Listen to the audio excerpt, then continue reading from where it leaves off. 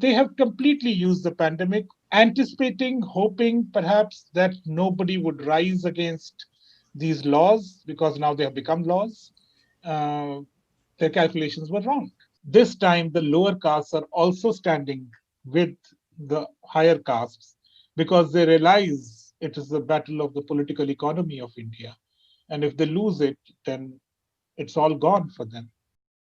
Hi, my name is Jason Bosch, and today we're doing a show that's actually a co-production and partnership between several different groups. One of them is I run a show called If We Were Honest on YouTube, and it's an interview program. We've also got a program called Outside the Box with Jason Losados, and he's going to be with us today. And Yogita Mystery, and the show is called Unbecoming You. We all have YouTube channels where we interview people, but we came together today because I've interviewed a woman by the name of DEVDAN, who's become a good friend of mine. And she'd been posting a lot of stuff about what's been going on in India. And me being an American, obviously we're not getting very good news about what's actually happening over there. And so I'm coming at this from a fairly ignorant point of view in terms of what's actually happening on the ground. And so I wanted to learn more about it. So I reached out to Deepti and said, hey, we should do a show. And it turns out Yogita had also suggested something similar. So Deepti Dot has a website, civilianaire.in, where she blogs. Deepti is a writer, director, and producer in India's music, television, and film industry. And she actually helped us get a couple of our guests. And our guests are AMANDEEP SANDHU and DEVDAN CHOUDHURI. And Deepti, do you want to real quick just kind of tell me a little bit about these two authors that you brought in? Sure. That's peacocks. That's our peacocks right there. Should we wait? No, I love it. Okay. Little peacock Yeah, action. peacocks. I love it. They started about 4 a.m, and there's a whole crew of them here, babies as well. So Amandeep Sandhu is a published author, book writer. DEVDAN CHOUDHURI is a published writer, book author. They both also write journalistically, and they've been very keenly following, tracking, writing, speaking about what's happening in India with the farmers' protests. So I felt like we all needed a voice that was, from directly as a representative of the protests and what's happening there. So, which is why I felt it was important to have these two gentlemen on board with us. And they have a long history going back with the kind of work that they've been doing. So it's pretty valuable having their voice participating in this talk. And we've also got some video from NAVKIRAN NATT. Am I saying that correctly? NAVKIRAN NATT, yes. NAVKIRAN NATT, yes. Yep, yes. From Tikri. And you want to just say a little bit about who she is? Sure. So Amandeep is who put me in touch with NAVKIRAN. NAVKIRAN is a youth activist. She's actually a doctor. She's a dentist. Like everybody else there, she's come away from her life, shut down her life to be there in Tikri. She's on the Tikri border. The two big encampments are in Singhu Border and Tikri Border, which are both major highways into Delhi, major commercial routes, major highways into Delhi. So these are where the two big encampments are, and with thousands more joining every day, whoever they'll let in. There are police blockades around all the state borders, allowing people in. So yeah, these are the two big encampments that are there. NAVKIRAN is in Tikri. She's a dentist. She's a youth activist. She has been there from the first day. She came there with her family. Her mother is part of a women's group that is working there. Her father is one of the farmer union leaders, one of the unions of over 600 as of now that we know of, who are part of this protest. There are over 600 unions participating in this protest, and that's farmers unions, workers unions, teachers unions, lawyers unions. I mean, any profession you can think of. This is an India-wide It's been called the Kisan Morcha. So a morcha is much more than a protest or a rebellion. A morcha is it's like they say themselves. There's been many statements made of this, and I'm going to say it in Hindi. And the sentence is, हम यहाँ कुछ मांगने नहीं आए हैं, हम अपना हक लेने आए हैं, which means we are not here to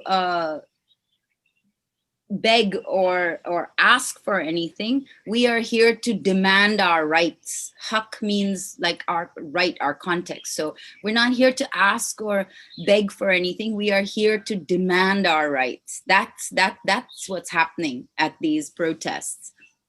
And they've said very clearly they're not leaving until the government repeals the 3 farm bills, 1. And 2 is, well, there are many terms that have been set, but the second one that's relevant to mention here is that all political prisoners are freed. All political prisoners and dissidents that have been arrested over this past year is one of their terms, non-negotiable, is to free all political prisoners and dissidents. Yeah. So that is... Navkiran and her family are one of the founders also of a newspaper called Trolley Times, which they've begun just a few days ago, and it's already the largest growing newspaper in the world. They've managed to get it out and have over 14,000 subscribers online, and it's growing exponentially.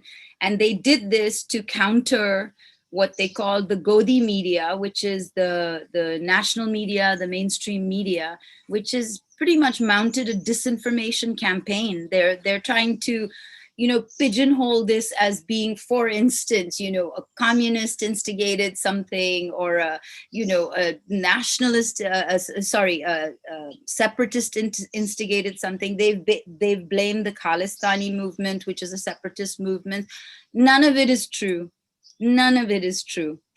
They've said they're, trying to create divisions between the Hindu, Muslims, Sikh, all of this. None of it is true, because if you see footage from Tikri, if you speak to the people who are there, including Navkiran, as she has herself said in her answers, it's an all India united front that is protesting here. It's across religions, it's across belief systems, it's across, groups, unions, you name it. It's an all India unified front.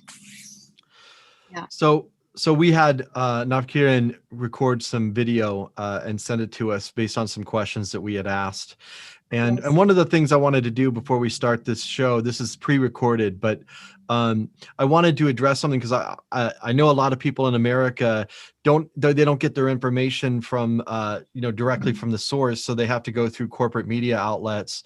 And one of the things, there's actually kind of a background to this, but when I started to look into what's actually happening, and looking up videos and whatnot, and I saw this image kept coming up and on the screen, which were these Indian protesters with the red flag and the hammer and sickle. And I was thinking, oh, that's not a good way to sell what you're doing to the American people, because there's a long history in America of very anti-communist sentiment, which a lot of it's actually not, there's a lot of issues with that. I'll just leave it at that. That's a whole nother show right there. I myself am not a communist. I'm not a Marxist. I don't belong to any political party. In fact, I have a lot of libertarian sympathies, actually, but I'm anti-capitalist, so it's complicated. But I want people to understand, as they listen to these interviews and to watch this, and especially as they watch the US media about what's happening, is that you're looking at this through a lens, just like you're looking at this through a lens, but you have to I believe in going to the source and finding out what the actual farmers are saying themselves. I think that's going to be your best bet in actually understanding what's happening. And I also wanted to address that, just the knee-jerk reaction people might see if they see a bunch of people with with the flags and everything, is there are actually quite a few different groups that are involved with this, correct, Deepti? Yes. What role do the communists play, and what role do other places? You want to give me kind of a quick Sure. just introduction into this as people come? And I actually asked the question on the show, but I wanted to go say a little bit more about it before the show started. Sure. There are over 600 groups of people involved in this, unions, workers' unions, farmers' unions. Both of them did speak to this, and I just mentioned it to you as well. 600 groups of unions and workers' organizations that we know of, and there may be many more. So in the northeast of India, there are groups, there are workers groups, there are farmers groups, there are various different groups that are Marxist, that do function on a Marxist belief system, or structural system, however you say. Like you, neither am I. I don't affiliate to any party line, no left, right, up, down, nothing at all. So I totally understand where you're coming from. Our approach, I hope, is journalistic. I'm aware that there is footage that is being circulated around the global media or international newscasts, which is using footage from, I think it was in Kolkata, where there was a big morcha or a march, morcha being a march or a protest, where there was a group of Marxist, communist, farmers unions, workers unions that did come out. And like is happening with the national media, with the godi media, what they call the godi media over here, they're trying to do everything possible to discredit what's happening in Delhi. They're doing everything possible because they're failing. They've failed. They have nothing to say in the face of this protest, which is countrywide, united, overwhelming, demanding that the government repeal laws that favors privatization instead of the people and the farmers. We are all India-wide united with the farmers. There's nobody that's not standing with the farmers in their demands. So this footage being circulated, I believe it's part of the disinformation campaign. The same is happening in India, which is, finding any in they can to break up the movement and or discredit it or avert people from looking further into it by saying it's communist or it's this or it's that or it's separatist or it's Khalistanis. It's all of those accusations are false. It's all untrue. Everybody is united. Everybody. Within it are people with radically polarized belief systems otherwise, who have also bunged in, because we all stand behind the farmers. Everybody in India stands behind the farmers and what their demands are and why they're encamped there for now over a month, living on highways in open encampments on behalf of all of us.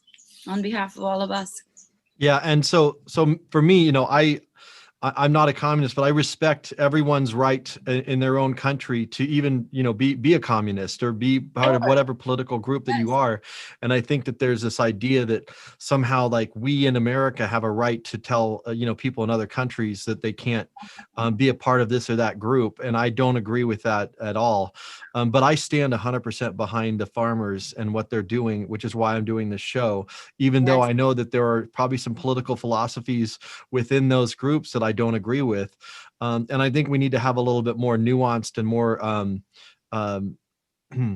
just a deeper understanding of all the dynamics that are involved in these situations, because right now it appears that the farmers are being dispossessed, and it's part of a larger, it actually connects to things that are happening here in the States and in the UK and all around the world. I mean, this is part of this global program to going back to the enclosure laws. I mean, this is a process that's been ongoing for a very, very long time, and to recognize it as such. So, yeah. So we'll go ahead and start the show here, but I wanted to say those few words for the beginning, and thanks a lot, Deepti, and we'll see you, Jason. We'll see you in the pre-recorded.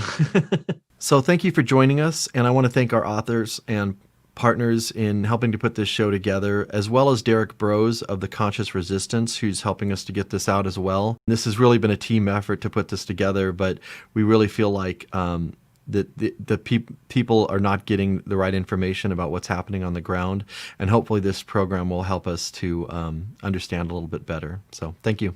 AMANDEEP Sandhu is the author of 2 novels, Sepia Leaves from 2008 and Roll of Honor from 2012. He also wrote Punjab, Journeys Through Fault Lines in 2019. In addition, he also has an ebook called Bravado to Fear and Abandonment, Mental Health and COVID-19 Lockdown. Aman's essays and short stories have appeared in various magazines and websites. DEVDAN CHOUDHURI is the author of the novel Anatomy of Life, and he's also a poet. He lives in Calcutta. And also with us is UK activist PIERS CORBYN, and we've got a nice little panel for you here with a diverse group of people. So it should be a great show. Thanks for joining us. The question I would have to start with, if you all are okay with it, is this concept of Miri Piri, which you're the person who introduced me to it, and what is the context for it at the protest? How is it relevant and how it plays out? Worldwide, we have a sense that religion and politics should not mix. We have had histories in various parts of the world where when politics and religion mix, then bad things happened, especially the Protestant Reformation in England in the 1500s. But it is around that time that the Sikh religion was also formed, and it grew over 10 masters. They came and they gave direction to the community. And they proposed actually that as an individual, your spiritual and your temporal journeys are together. So religion and politics in that sense are not separate from each other. In fact, the whole religion, the Sikh religion, was imagined to be a religion which fights for justice and which creates equality. So the sixth Guru, Guru Har Gobind, he gave the idea of Miri Piri, Miri meaning temporal and Piri meaning spiritual. And he gave two swords for that. He said one sword is the sword for temporal justice, and one sword is for the spiritual progress that you need to make. And the Sikh religion has it at its heart, this idea. That is why when, say, the idea of Western secularism comes in contact with Sikhism, secularism can't understand what is really going on here, because secularism looks at things in a binary, that the church and the state have to be separate. But the Sikh religion has it both together. So that plays a big role. The Sikh religion, especially one of the newest religions in the world, and also a religion which has been in crisis all the time. You must notice where this religion was formed. It was formed in the Punjab region. The Punjab region is actually the ancient Indus Valley civilization. So this is a region which is between the East and the West. It is between the Orient and the Occident. We try to impose either Oriental thought process on the Indus Valley and it doesn't help us, or we try to impose the Occidental, rationalism binary onto this, and it doesn't work. This region, I personally feel, that work is still pending. It needs to be theorized for itself as it is. Unfortunately, now there are 5 nations in this region, so I don't know anybody could take up that kind of a project. But it is a different kind of a thinking. And the religion was formed actually to protect the interests of the society against whoever is wicked and unjust. So it is not against a particular religion. It is not formed making a me and the other. It is formed in some ways, though even that is not a good definition. But if we have to look at English language, perhaps monism is what the religion is about. So not monotheism, monism. But the core concept is, of course, that every Sikh believes that they have a battle to fight on ground against injustice, against inequality, and they have a spiritual progression to make. And this is playing, this is very much a foundation, if you will, or a baseline for what is fueling these protests. Would you say that a statement like faith is fueling these protests would be appropriate to make? Yes, the Sikh faith is playing a big role. Though the protest is pan-Indian, there are people of all faiths together in it. It's a huge movement which has taken over the whole country. But Yeah, in some ways, because Punjab is leading it and Punjab is a majority Sikh region. So, in that sense, the Sikh faith is playing a role here because it doesn't, you can't catch it, you can't trap it in a label. It is eclectic in that sense. I mean, this whole concept of Miri Piri is eclectic. So, it is playing a role, you know. Of course, the cadre, the unions, which have actually put up this whole movement, the farming unions all over the country, uh, especially in Punjab. Their leadership is oriented, is tilts also towards Marxism, towards socialism, towards uh, that kind of a point of view, which asks you for a revolution. That's the thesis of that kind of thinking. But the cadre is mostly Sikh. So very interestingly, in when you go down to the ground and you look at how the protests happen, there is a lot of Sikh symbolism that plays a role. And in that sense, the Sikhs are, they have the whole history of 500 years where they have laid their life, they have been martyrs, they have fought for a cause, they have lost, they have won. But all of that is heroic in many ways. Yes. So, as a model of heroism, yes, it does play a role. Great, great. There is, this is a well-known part of our history is that Alexander the Great, as he was known as Sikandar here from our side, conquered the known world at that time and reached Punjab, where that was it. That was the end of him, wasn't it? He met King Porus in Punjab, and that was the end of his world conquest. So, I mean, Punjab, the region again, right from the Spinghar Mountains, which are now in Afghanistan, through the Pakistan area, and the Khyber passes in the Spinghar Mountains, and then there's the Pakistan region, and then there is this India Punjab now, which was partitioned in 1947.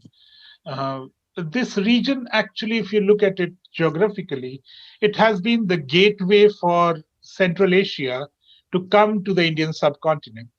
So these were the people who were in between. So they have forever been defending, the subcontinent from them. Of course, the Europeans came to India also through Kerala.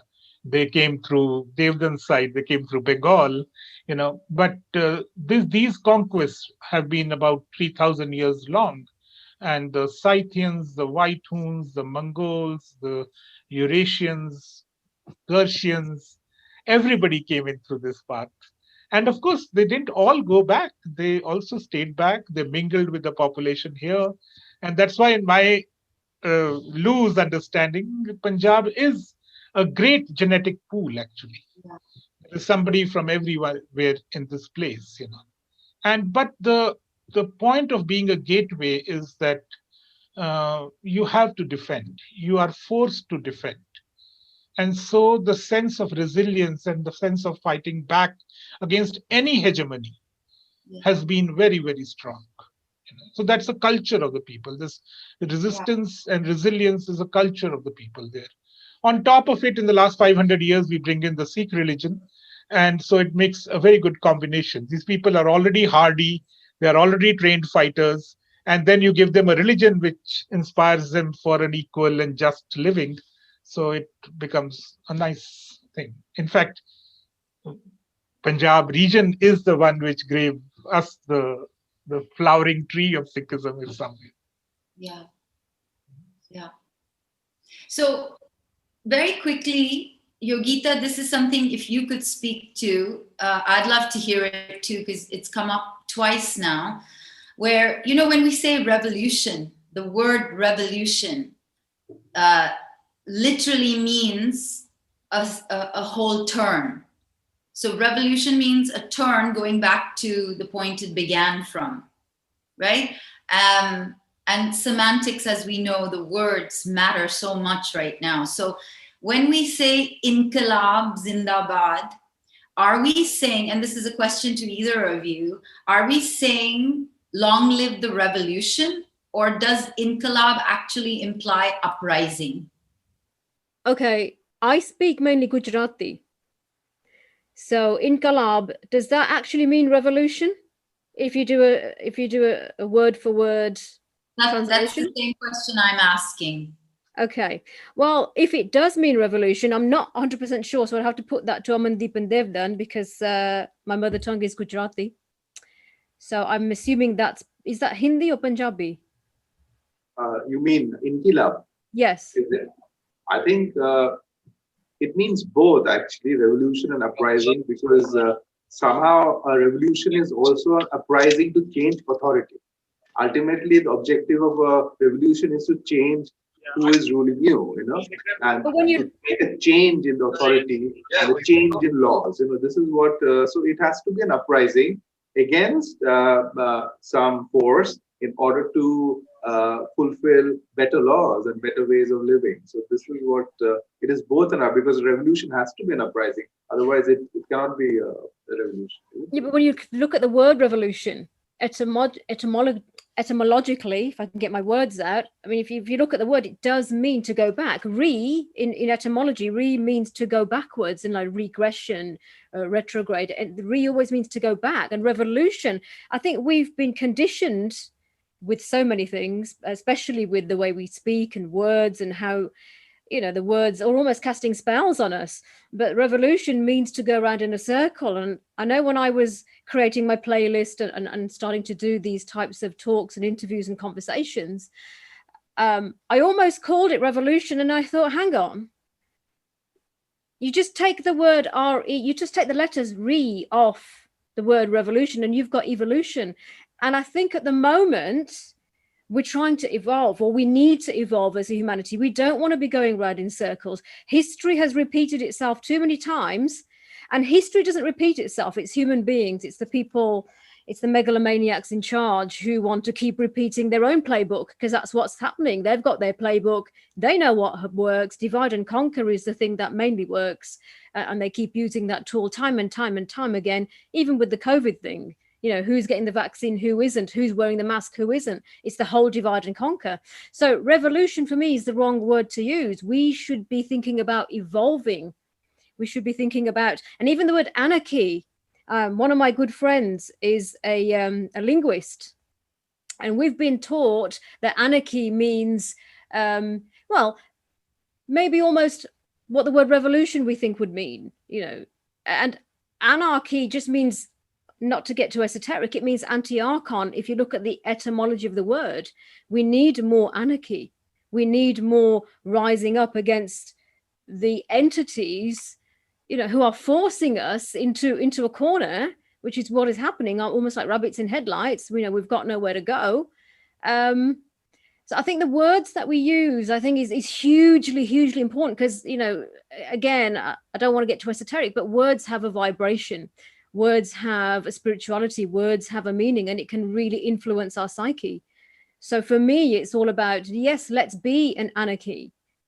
Any kind of CHY, any kind of hierarchy, monarchy, any of these kind of CHY words, we need to try and get away from. So my whole point of view is that we need to start talking about, let's evolve as a humanity. Let's leave behind this kind of ego consciousness that has separated us. Let's start coming together in unity, culture, religion, color, all these things, how we've been divided. We need to now put that aside and really evolve and start to unite and come together. I think that is what we're being not forced to do, but there's a message in everything. There's a message in everything. And I think one of the messages for me, in terms of what is happening with this whole COVID, is that it's bringing people together that wouldn't ordinarily come together.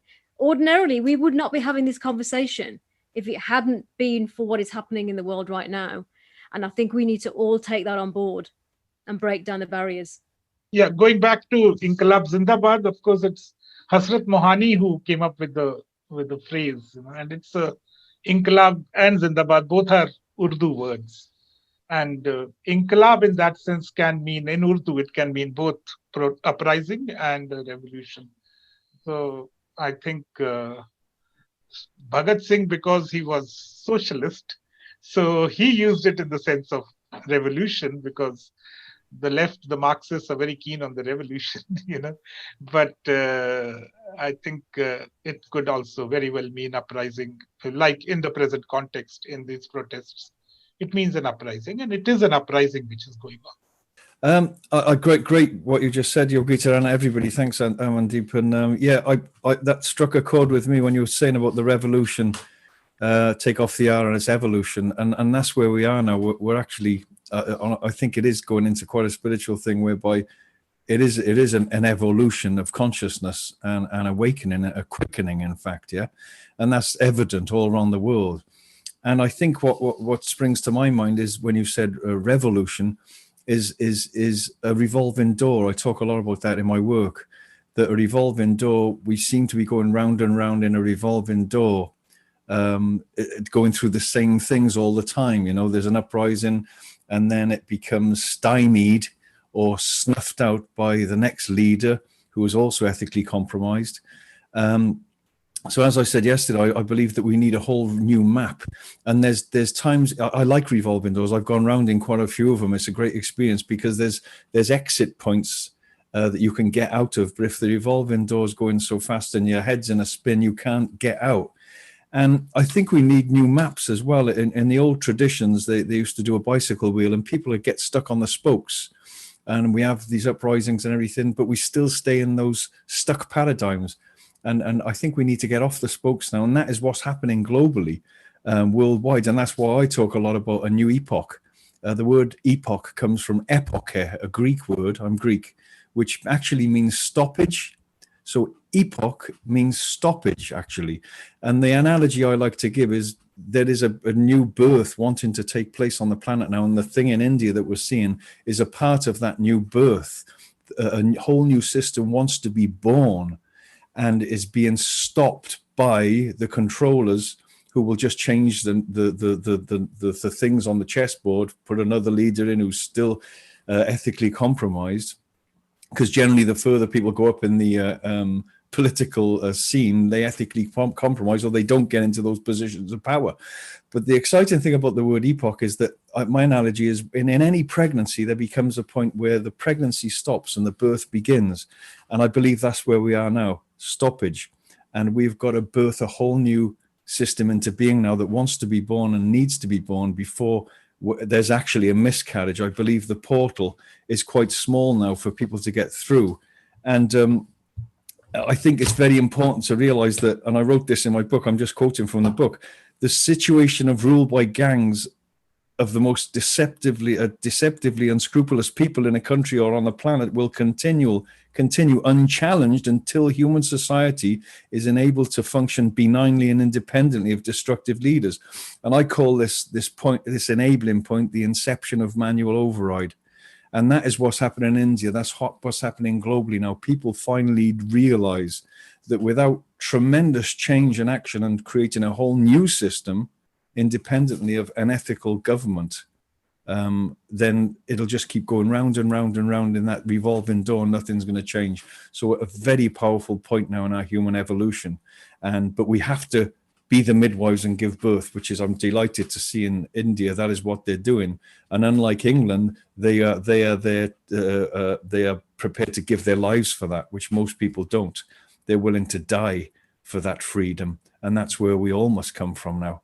To take back the controls on this huge worldwide plan to do the big reset, like Yogita said, and bring in cashless. And once those things are in, we may never escape. It's a very powerful point. To both Amandeep and DEVDAN. So speaking about revolution and just what Jason L spoke to,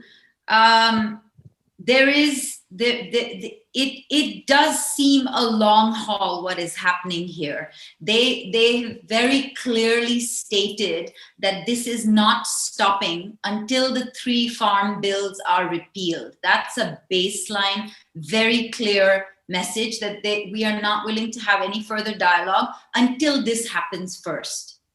And then there are other terms also that have been presented to the government to say that unless these terms are met, one of which also includes freeing all political prisoners and dissidents, which is incredible. So these terms have been given to the government as baseline to repeal first before there can be any other dialogue. So assuming this is what the government even considers or doesn't consider, that's the question I want to ask you. What do you anticipate can happen with this stalemate that we're in? That here we have over 500 workers' unions and farmers' unions and over 300,000 people encamped outside Delhi, blocking all access to the metro. Will the government relent? Will Modi and Shah relent and repeal these three laws? We have that 1907 example of when they forced the British to repeal the laws. Can that happen again? If that happens, what are the implications for what can happen next? Can it go as far as, can the government fall? Can that happen? Is that too far out to think of? What are the moment we're in? So either of you to that question. Yeah, Amandeep, begin. Then I'll... Let Devdan go first. He has been quiet all the while. Yeah. All right. I will just refer to something which happened today, which I saw a video of, which was quite disturbing. It was that Chief Minister of Haryana, who is a BJP leader, was traveling in a convoy and he was accosted by a group of farmers or angry protesters. And the video was extremely dangerous because I think the protesters were really angry and they nearly attacked him, in his convoy with police and everything, the army and all that. So our entire thing was a huge, like at one moment, the car swerved so hard that it probably hit some people as they tried to escape. So the situation is coming to this, and now what the police have filed attempt to murder case against those farmers who basically protested. So it is getting ugly, So what is happening is that even though the leadership of the farmers' protests are very calm people, very wise people, very aged people, but there are a lot of young people involved in it, and young people may not have that kind of patience as the elderly has. So I am after watching the video today, I'm dreading the scene that BJP leaders and BJP politicians might get changed like this around India right now, and things can get really ugly. And once an ugly incident happens, it gives the license to the government to crack down forcefully, using the army or the police or something like that. So it can really blow up, So that after watching the video, I felt, that things can go really wrong. But I don't think government has to take back this law. There's no other option because the farmers are not going to give up, It is like Amandeep explained, it's a matter of faith. It's a matter of their relationship with their land, their way of life. It's a long history. They are not going to, it's about independence. They are saying we are not going to be slaves of the corporates. We are not going to be turned into bonded laborers. We are not going to lose our freedom. So it is more like a freedom struggle for them as well, that they want to keep owning their lands and do what they want to. They've been doing for generations, So unless the government backs down, all kinds of tricks won't work here. And I think it can get really ugly. And in that way that even violent and something like that, because today's video was like an eye opener for me, how the people reacted to this BJP people, like people are losing their patience. This is what is happening with. I feel the BJP is now caught in a no-win situation because the more Modi delays taking back the laws, the more unrest increases. And remember, this is about 30% of India, because 30% of India are farmers, and all farmers are unhappy. That is a huge vote base for the BJP as well. So if he now takes it back after 3 months, they will say, why did you wait 3 months? What were you hoping to get in 3 months? And if he takes them back, then his whole sponsorship has been by these crony capitalists and the big businesses of the country, and they will start pulling back from him because they have invested in him. They have propped up what is called a Hindutva government, a government focused on turning a secular India into a Hindu majoritarian nation, though they don't have the interest of the Hindu people also in their mind. It's just a very small segment of the trading class and what are called the Brahmins, and not all of them are bad, but that's the interest they have in mind. But they put up this government so that they could sell everything out. They could hollow out India. And that's why they made all these investments in this political party. And now, if it doesn't work out in their benefit, why would they sponsor a party like this? So that is where the government is caught. If it does not relent, its vote base gets lost. If it relents, then its sponsorship gets lost. And it doesn't know what to do. As far as scenarios are concerned, the farmers are committed to the long haul. And we have had protests in Punjab earlier in the 1980s, which lasted 16 months, 18 months, and that has happened. The commitment to non-violence is very strong, at least from the Punjab side, purely because Punjab knows that it has had to confront power many, many times. Its history is that, but even in the last century, it has had to confront power many times. And whenever it has remained non-violent, it has won. When it became violent, it lost. For example, the big militancy period that happened between the 80s and the 90s, Punjab turned violent and Punjab lost in it. So we know that experience.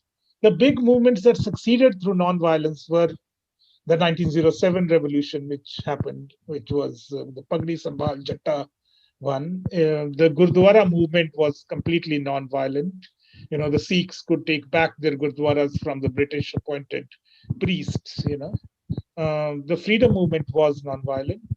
The state creation movement was non-violent. So all these movements which have remained non-violent have always given Punjab results. That is why they are focused on non-violence. Even the songs that are coming out, there is a huge cultural thing through songs, and Punjabi music anyway is famous all over the world. Like everybody dances to it. They're all talking about keeping peace. They're all talking about patience. And this winter will pass. One more month and it won't be that cold. The camps are there already. Everything is sorted out, is gradually getting sorted out. The toilets, the water facilities, the food already they have brought with them. Each tractor that came with 2 trolleys, one full of provisions for the next 6 months and one with people in it. So they came prepared for the long haul.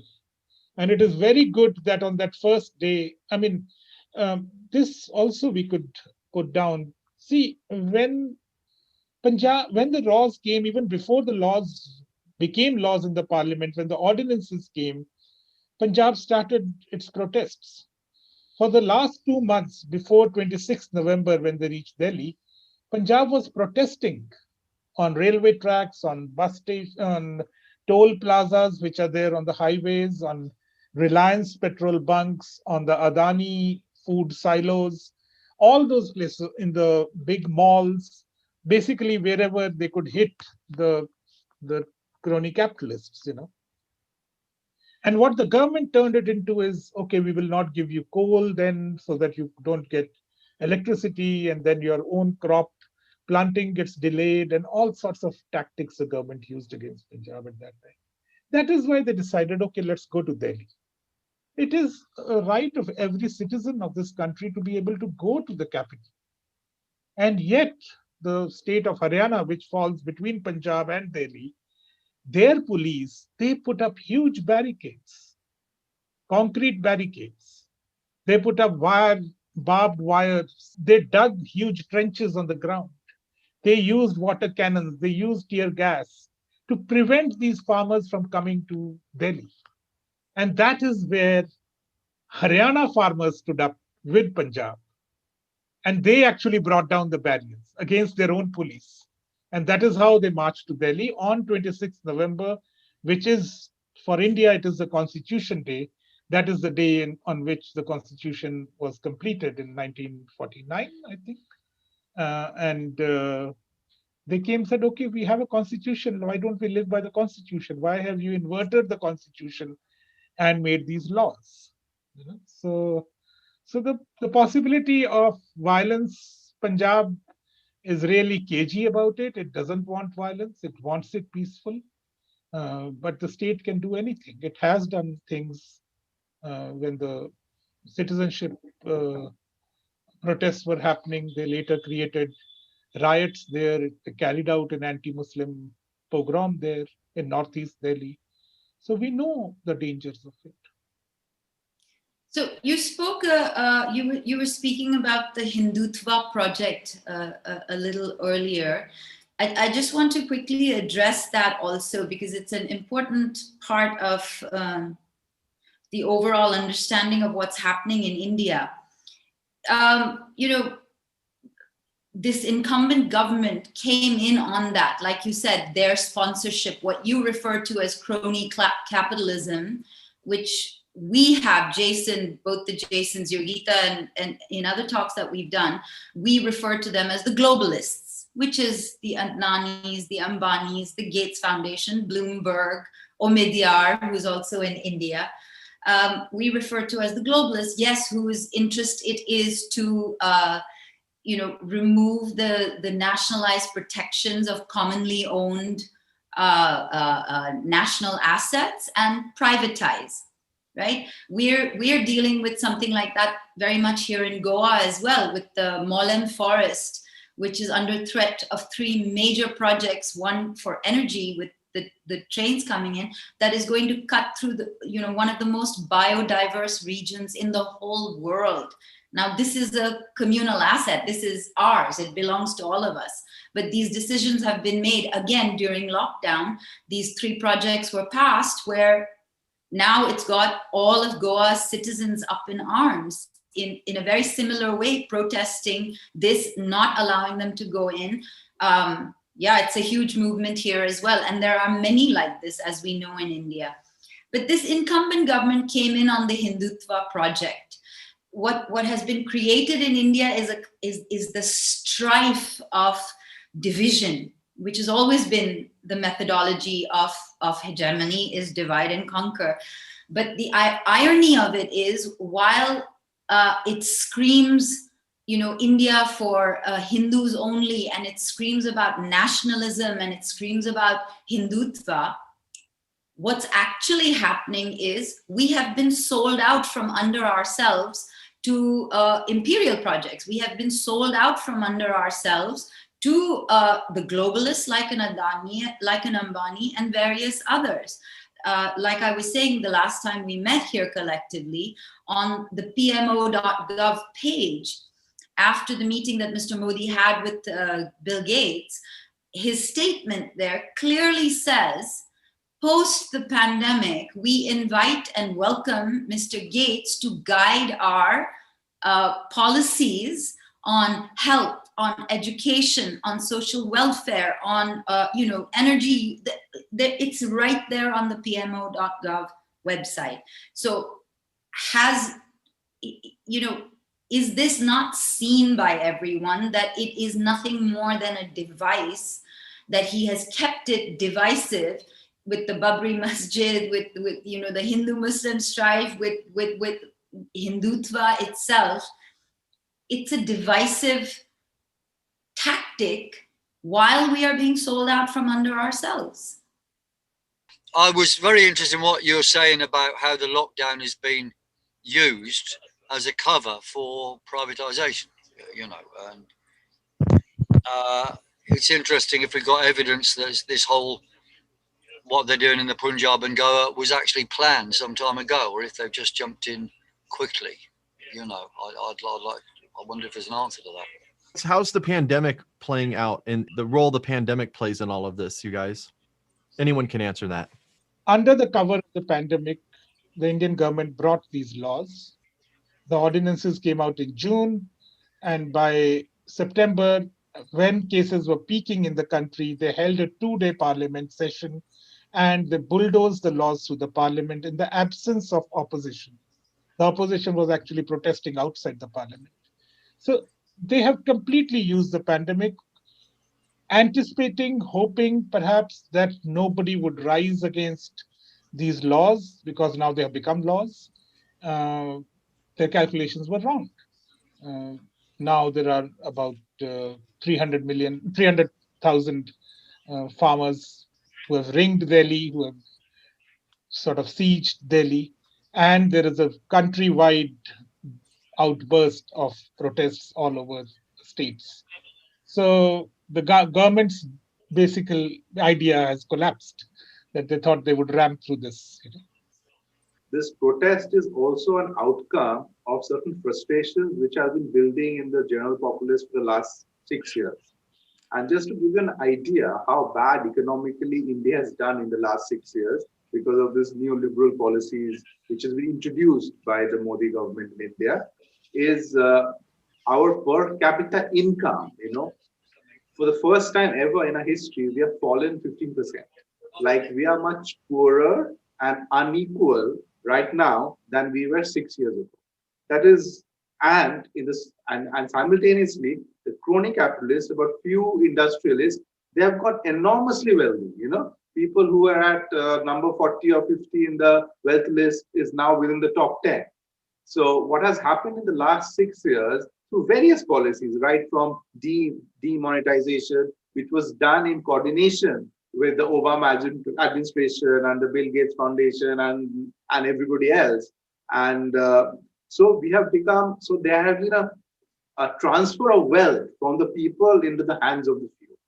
And it is going on, and people have been suffering one after the other because of the demonetization, then there's the technocracy, then the GST, then the CAA protest. Several things were going on. So suddenly when the farm bills came, people said, enough, we have to really support. Like, we have to support, and the people who is in the urban sphere, not connected to the farmers at all, like we and many others, they're saying we must support the farmers, let the farmers lead, because they're doing a much larger movement than just the farm bills.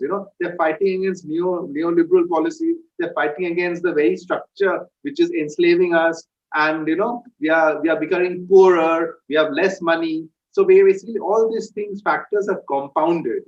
Whatever happened to the 6 years, it is somehow or the other is leaking right now. It is not only the farm bills. I think it is larger frustration also how the country was being run for the last 6 years. Yeah, it seems to be what we suspected, that the whole thing that's happening there and in Goa and other places is all part of a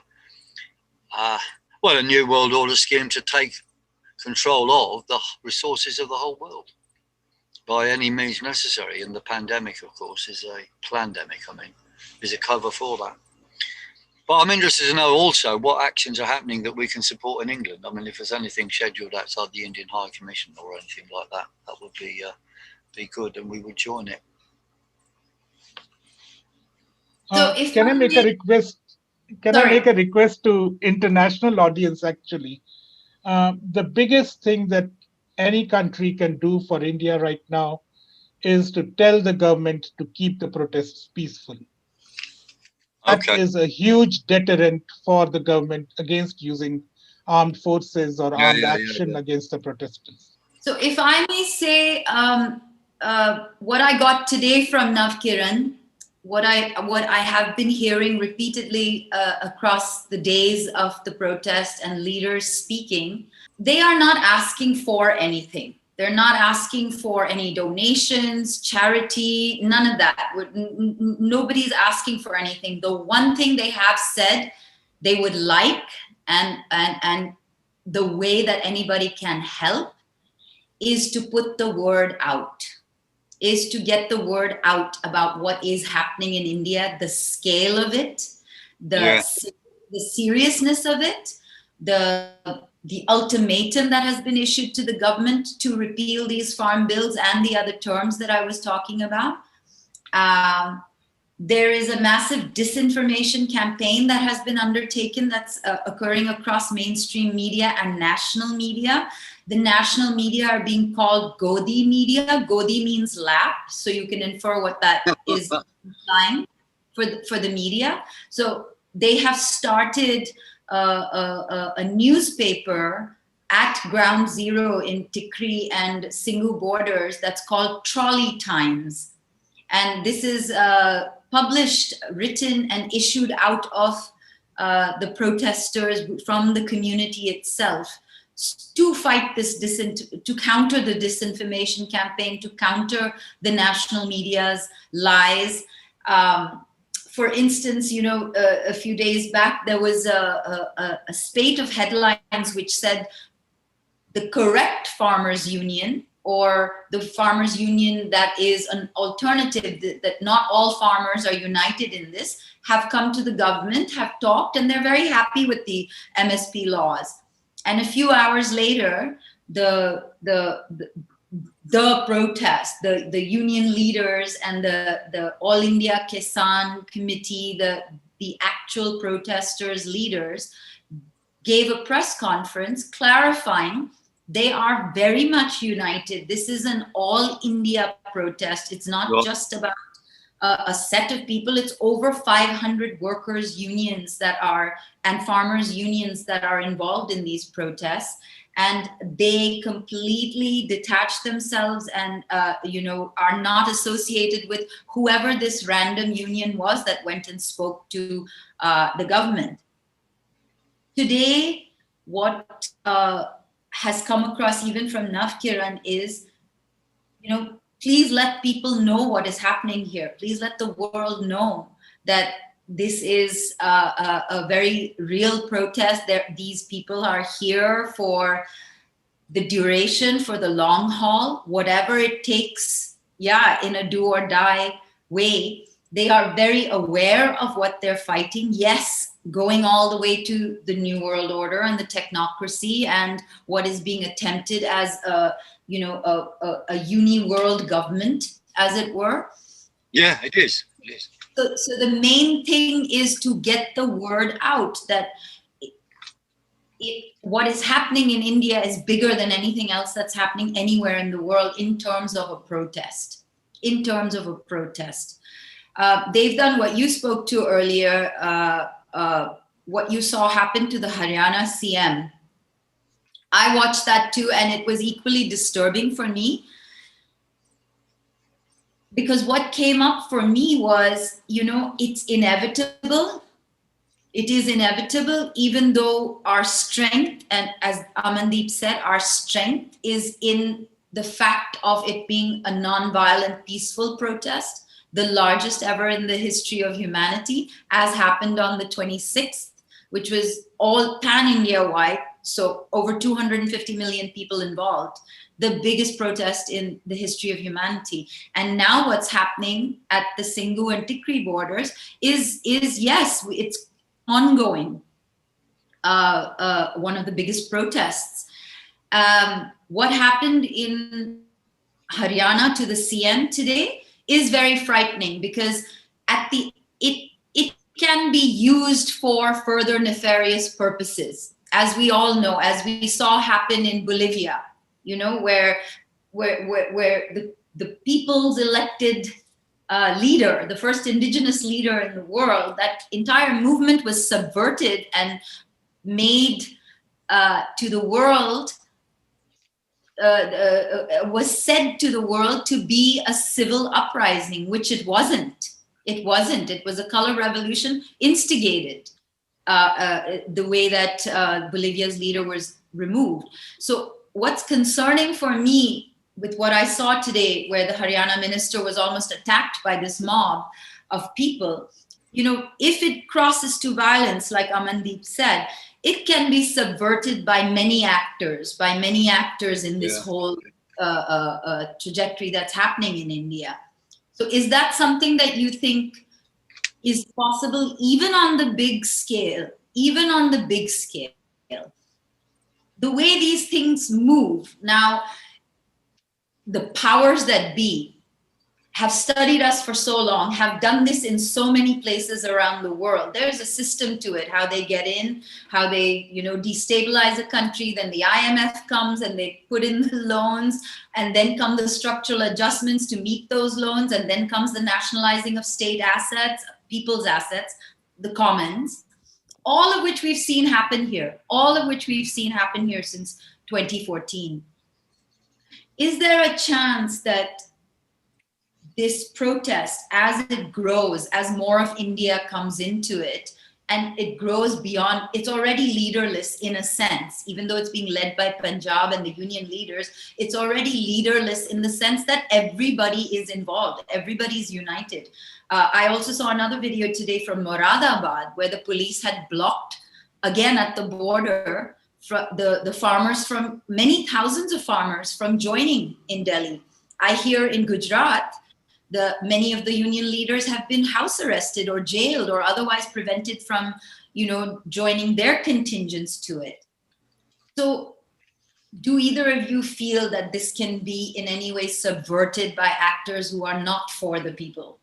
I think they are all already like attempts being made to subvert the protest. People are saying, there are only few farmers protesting and all that. But what can happen is that, like I said, that since there's so many people involved, even though leadership is very wise and calm and basically convinced on the path of non-violence and patience, but there are younger people who might, a skirmish might happen or something may lead to something, naturally.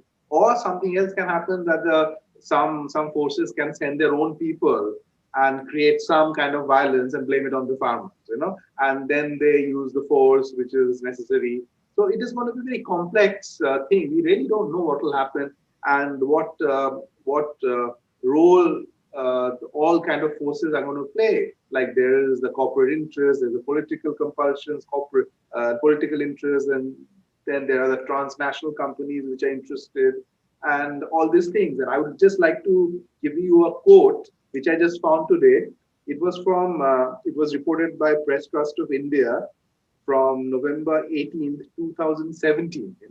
A person we all know called Bill Gates came to India and said, this is the exact word, transforming agriculture into an efficient and profitable business could be the key recipe for transforming Indian economy. So this was said in 2017, and the key words are efficient and profitable business. So, and what is happening is exactly like that.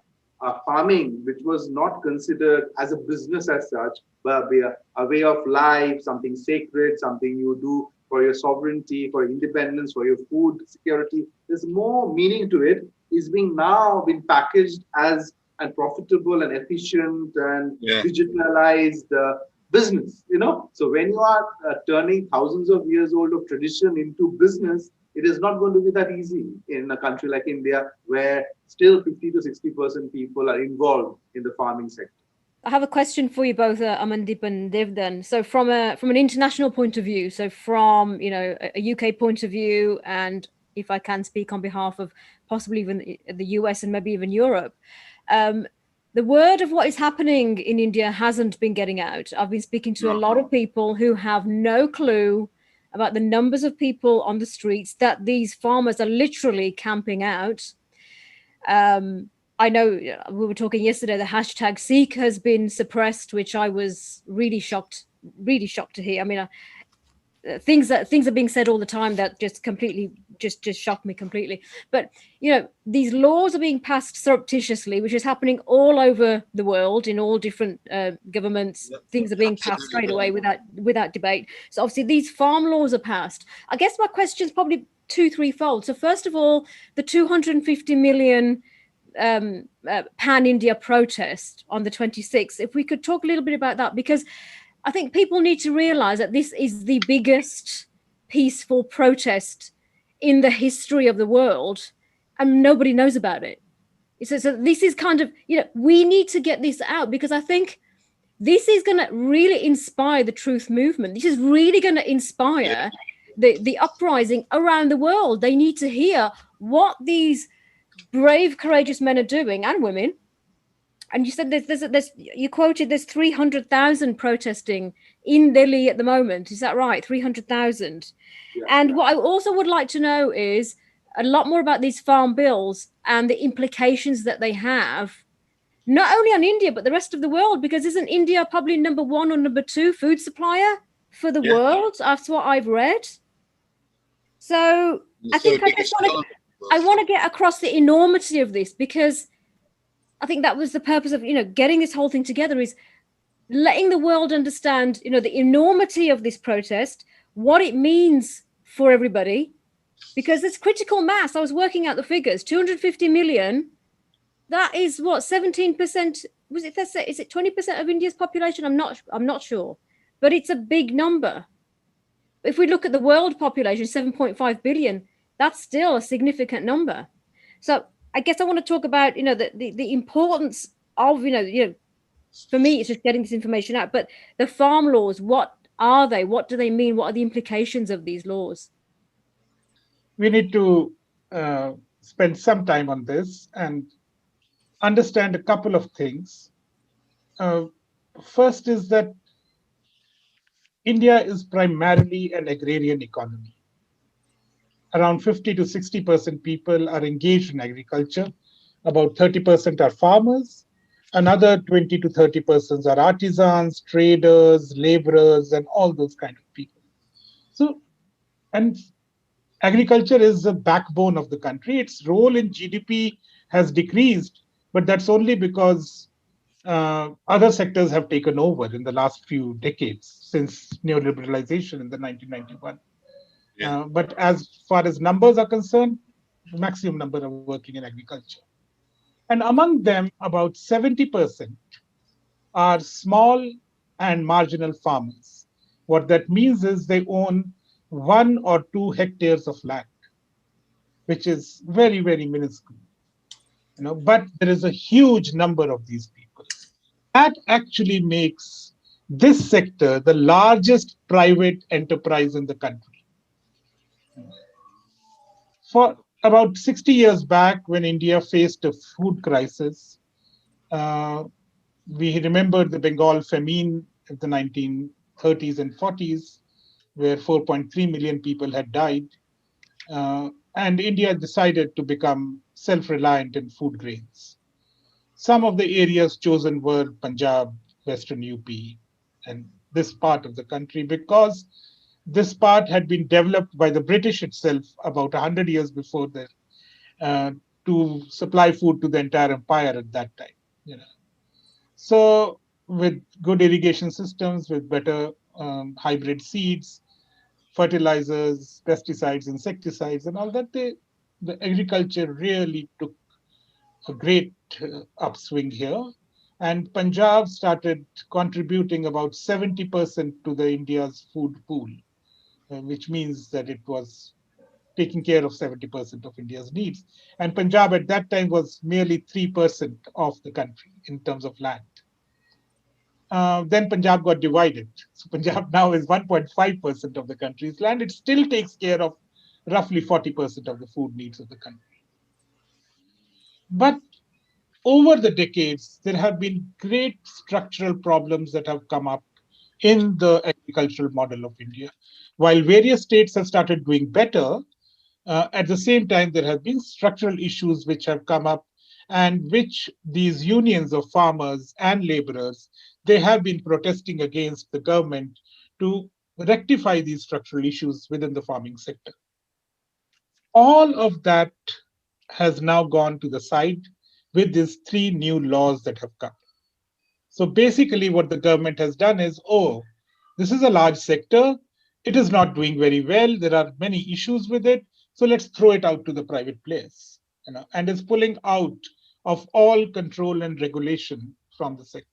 Notice, as a developing country, when we protest, we don't really protest for greater freedoms.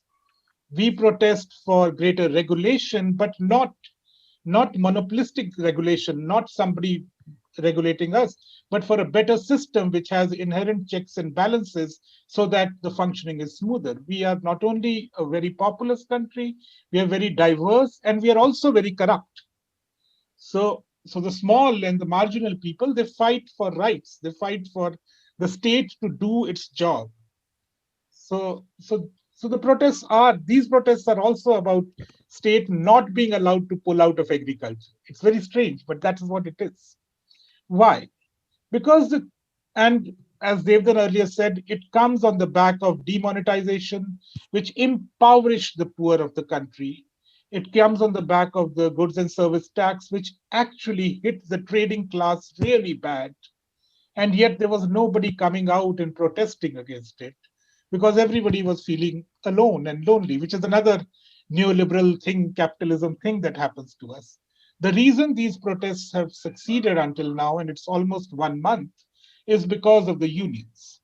They have held their cadre together, they're all disciplined, and they all obey an order, a system of order. It's almost like a military, to the way they function. Of course, there are dissonances within members or within unions are always smoothed out. They're always sorted out. That is why about 600 unions in the country right now are standing up as one unit. So what are the three laws that have come about? Don't go by the fancy names of these acts because they sound very nice, but they're actually very draconian. The first one is called the Farmers Produce Trade and Commerce Promotion and Facilitation Act 2020. What it basically means is that there is a state arranged procurement system of farm produce. And now private players are allowed to come in and set up their own system of procuring the farm produce from the farmers directly. On the surface, it looks okay. Sure, there should be private players. But the farmers were never stopped from selling to private players even earlier. The issue is that this is surplus food that is being created. And this has to be bought by the state so that it can run its many other programs of food security for the country. So there has never been a ban on private players entering. Private players are welcome. This is creating an alternative procurement system, which initially will pay farmers better returns, and the state system will collapse, and then they will become monopolistic here. Then they will drop the rates of everything that they buy. So it is an insidious way of catching the farmer. The second is called the Farmers Empowerment and Protection Agreement of Price Assurance and Farm Services Act. This again sounds so nice, but this actually allows for corporates to enter into contracts with farmers, small and marginal farmers, group them together into 30, 40, 100, make larger plots, and sign a contract with them, and then push them to produce what these corporations need. Fine, there is no problem with that as well. But the point is that it has already happened in many states. In Gujarat, it happened. In Punjab, it happened that corporations sometimes don't buy. Or corporations sometimes don't give you the correct price, which is, even the last year's price, because there's a glut in the market. Or corporations just reject your produce. Now, where should a farmer go if this is a problem? They should go to the court. But this law stops the intervention of courts. It says you can only go to your subdivisional magistrate, and we know how corruption works. Corruption works in courts as well. But here the legal recourse of a citizen to a court is stopped by the law. The third act is very frightening, only because there has been an Essential Commodities Act in India for a long time, for about half a century. We are a poor country. We also have many natural disasters. We need help many a times. And there is a law which prevents stockpiling or hoarding of farm produce so that everybody can get whatever food they need. Now they are amending that act to an extent that any trader can stockpile as much grain, as much farm produce as they want, which will basically be that the traders will control the market. Now, the argument here is, the laissez-faire argument is that, oh, but free market, good. There are many traders, there will be competition, prices will be low. The point is there are not too many traders. There are only one or maximum two traders. So they will basically monopolize the whole market. And every single food item that we buy could become scarce, its rates could jump.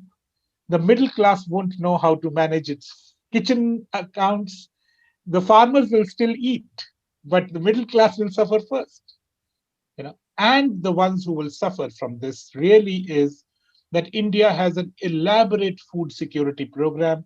About 67% of our population is dependent on the government to buy grains at subsidized rates.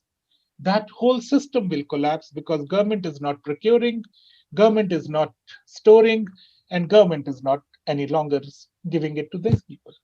So at the cost of roughly 67% people of the country at one level, the poor, and at the cost of another 60% of the country who are involved in agrarian life, if the government wants to push these bills, it is a clear-cut recipe for mass killings in the country. Already the pandemic has completely skewed our job securities, it has skewed our earnability, it has thrown out so many millions of people out of jobs. And now if they can't even get food, that's a catastrophe waiting to happen. I'll just add two more points along with what he said.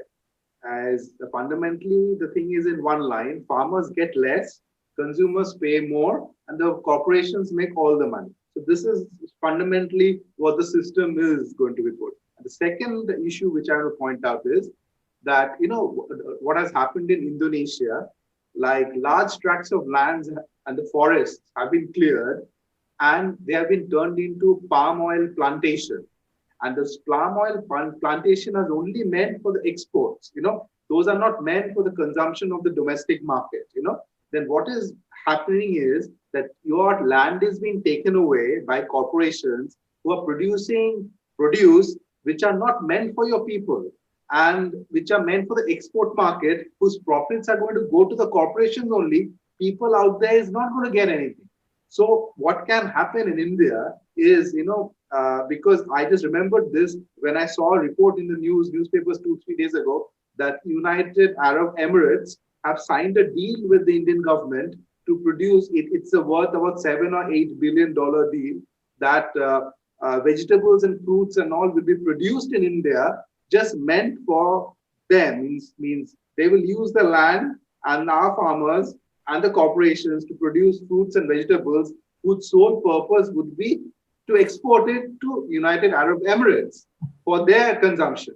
So what is going to happen is that, which can happen, which happened in the British colonial times, the colonials went to the farmers and forced them to grow opium.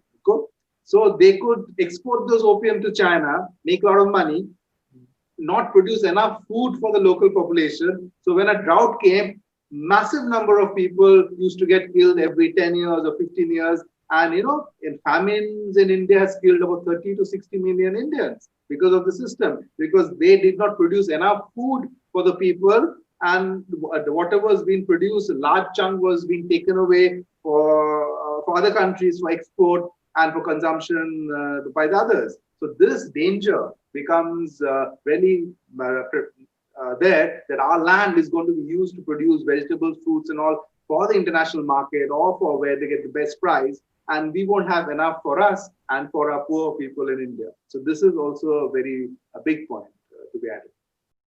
Obviously, the question I want to ask you after everything you said, and thank you so much, it's very interesting. Obviously, the big question for me is, what's the best solution? Okay. An overall best solution. I mean, my opinions on it. They always render people virtually helpless. That's the way it works. And profit and power and short-term greed always comes before people's happiness and people's future. They don't care. And let's be quite frank, ultimately, if it wasn't for the internet and people watching, they'd probably just kill everybody. That's the way it's always worked.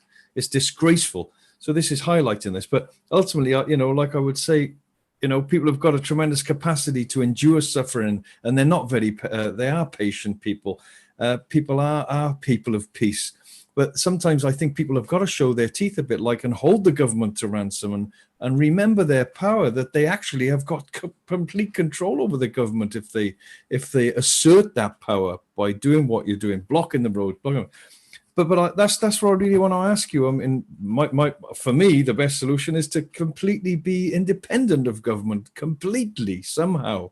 That's the only way out of this for me, I think, for what I think, because they will always be trying to control and browbeat and frighten and, take over and ruin the beautiful system that's happening there. But I know I probably said too much, but what would you say is the ideal situation to get out of that situation, into another sort of thing, really? If you could, what's the ultimate thing? I don't think that absence of governance will lead to better, fairer solutions. I think, and neoliberalism comes from this statement by Ronald Reagan, who said that government is the problem, not the solution. So, but that is not the case in countries like India. We need better governance. We need better reforms which are meant to solve problems rather than exploit problems. What is happening is that we love change and reforms. We want that, but whatever are coming are not really helpful to raise the standard of living of the people, like people or the farmers or whoever, the laborers, but it is just meant to give profits to the corporation. So reforms and changes are coming in the, were all good, nice, like Amandeep pointed out, nice words, very nice presentations and nice, but ultimately the agenda is, corporate profit, So unless we, I think, separate the big money and the corporations from the government, like unless we have independent government, we won't have independence in our lives. This is what I want to say. If the government is under control of corporations, they cannot offer us independence. They cannot offer us freedom because they have to work in a different agenda. They will come to fool us every time, So we have to think how we can separate big money going into politics and corrupting the entire system, how to have, independent government so we may have an independent life. Unless the government is independent, we won't have independence because government will always intervene. There's no country on earth which doesn't have a government. That's very nice, but the whole idea of, as Devdan said, neoliberalism rests on government not being too effective, but then it goes into the hands of manipulators. It's nice to discuss bigger issues, but I think let me just reinstate what are the main demands the farmers are making, and what are we looking at in that sense, answering you also, Jason. First of all, the big demand is that repeal all three laws. And the reason for that is now the government started negotiating and it sent amendments to the laws to the farmers. If you look at those amendments, they vacate the laws of all their strength. They completely hollow out the laws. But the farmers did not agree with the amendments. And that is because if you leave the law is like a box. You leave the box open. Tomorrow the government will fill something else into the same law. To make a law is a bigger step than to make a small little amendment into it and then do whatever you want to do with that. So that is why the farmers have said that no, you have to repeal the laws. And remember, Indian agrarian system is already in deep crisis. We have lost 300,000 farmers and laborers in the last 20 years to suicides. There is an immense amount of disease that all these pesticides and fertilizers are bringing in to people with kind of food we are producing. The whole system needs to be restructured, reorganized. So the success, if it is that the government repeals the laws, does not mean that the agrarian system is now taken care of. That will be the first step to start building the agrarian system, actually. And interestingly, the government already has a blueprint for it. There was a very eminent scientist, M.S. Swaminathan, who made a report called the Swaminathan Report, which is now about 13 years old and there has been deep crisis in the agrarian system in the last decade. Yet it is quite a good blueprint if you want to start with that. The BJP government actually promised an implementation of the Swaminathan Commission report in their 2014 elections. That is how they won the farmers over to vote for them. And then they did nothing about it. They did these laws. So my simple point is that if we win, it just means that our work has begun. That's the other demands that the farmers are making is that there is a ordinance already on the privatization of electricity. all over the country, the farmers are saying, no, you cannot do that. We need state-run thermal and other systems of electricity production so that we get our thing. The farmers are asking for minimum support price. Now, to really understand minimum support price, it is, of course, the price that the government determines on each crop, and there are 23 crops listed in that. Uh, and yet, hardly 6% of the farmers of the country get minimum support price. That minimum support price is also not the real evaluation of the crop, if you were to really check. But never mind. To me, the minimum support price demand is actually a demand for basic income guarantee for the farmer. That if they have worked, if they have grown, then at least let them get back some amount of money from it. So minimum support price is that demand from them. There is another demand. There is a older story of Punjab creating pollution for Delhi because it burns the paddy stubble, which is actually completely hoax. Now many studies have come and they've demolished this idea. Agrarian pollution is anyway 8% at its peak. And if you are going to penalize Punjab for stubble burning, then would you actually reward Punjab for growing so much wheat and so much paddy, which actually produces oxygen for you? You know, so it's a bogus kind of a thing. The main pollution is because of petroleum coke, which the US dumps on countries like India. This is the petroleum waste from the refineries, and it is used in industrial units, and that creates 50% of the pollution. Another 25% is from vehicular pollution. And yet the government was trying to make a law which heavily penalizes a farmer. You know, they're saying, please keep that law to Delhi alone. Don't put it on us. We can't tell you what law you should make in each state, but like, don't make it a national law. And the fifth demand, which is mixed, not all unions are raising it, but there is some, is of the political prisoners.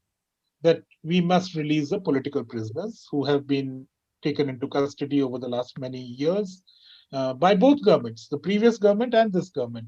There is a way in which the government likes to curb any dissent, and the demand is that you don't curb our dissent. There is one more clarification I want to make regarding these laws. I believe that the farmers are actually standing for the Constitution of India, and this is why I feel so, because the Indian Constitution has three lists in it. Some are the points in the union list, which the central government can decide. Some are points in the state list, which the state governments can decide. And then there are concurrent lists, which are shared by the center and the state. Agriculture as a subject is part of state list. It is not part of the center list. The union government can actually not make any laws on agriculture. Each state has to make their law. And yet the government has gone ahead and made these three laws. How did they do that? They looked at Article 33 of the concurrent list, which is about trade of commodities. And they said, oh, here is a loophole.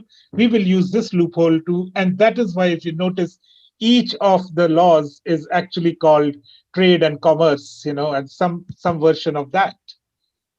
The point here is, and it is a very critical point, is that a farmer is a producer. He is not a trader. And this point needs to be labored in the courts so that actually the laws can be taken back on a constitutional validity of them. A farmer does not trade, a farmer produces. And then the marketing happens of the produce. He is not going around gawking his stuff various places. So actually the laws are unconstitutional, and the farmers' protest is actually to say, get back to the constitution. We have a way of running this country, and let us run the country like that. So I hope I've answered some of your questions. I mean, we don't know. It is a flux right now. We don't know who will blink, what will happen. But I think this movement, and it has within the diaspora, the Punjabi diaspora around the world, many like me stood up and started writing, started organizing things. In the last 7 years, there has been a reign of terror of the Hindutva propaganda machinery, and these guys said, okay, we will make our own Twitter. And they have taken apart the whole propaganda machinery. I mean, it doesn't apply to them. They have defeated it completely. Many have written articles in various places. Many have tried to speak. Of course, it has still not reached because a lot of work that is happening on ground is happening on internet television, not the mainstream television, which very rightly Deepthi said is the Godi media, but actually amateur footage. Every cell phone can be made into a camera and they are shooting and they are putting up, they are sharing. The issue is language, that they are doing all this in Punjabi or in Hindi. I live in Bangalore, actually in Kannada. Here as well, I'm seeing it. I'm seeing it from Tamil Nadu in Tamil, but these are not English. And that is why it doesn't go out as much. I think there is need for anyone who is bilingual and finds anything to just, put out a comment on it and share it off. That is the only way. I completely agree with Navkiran. We have to spread the word. At the protests, what the farmers are doing, and that is a model again, something very critical is the idea of communal eating.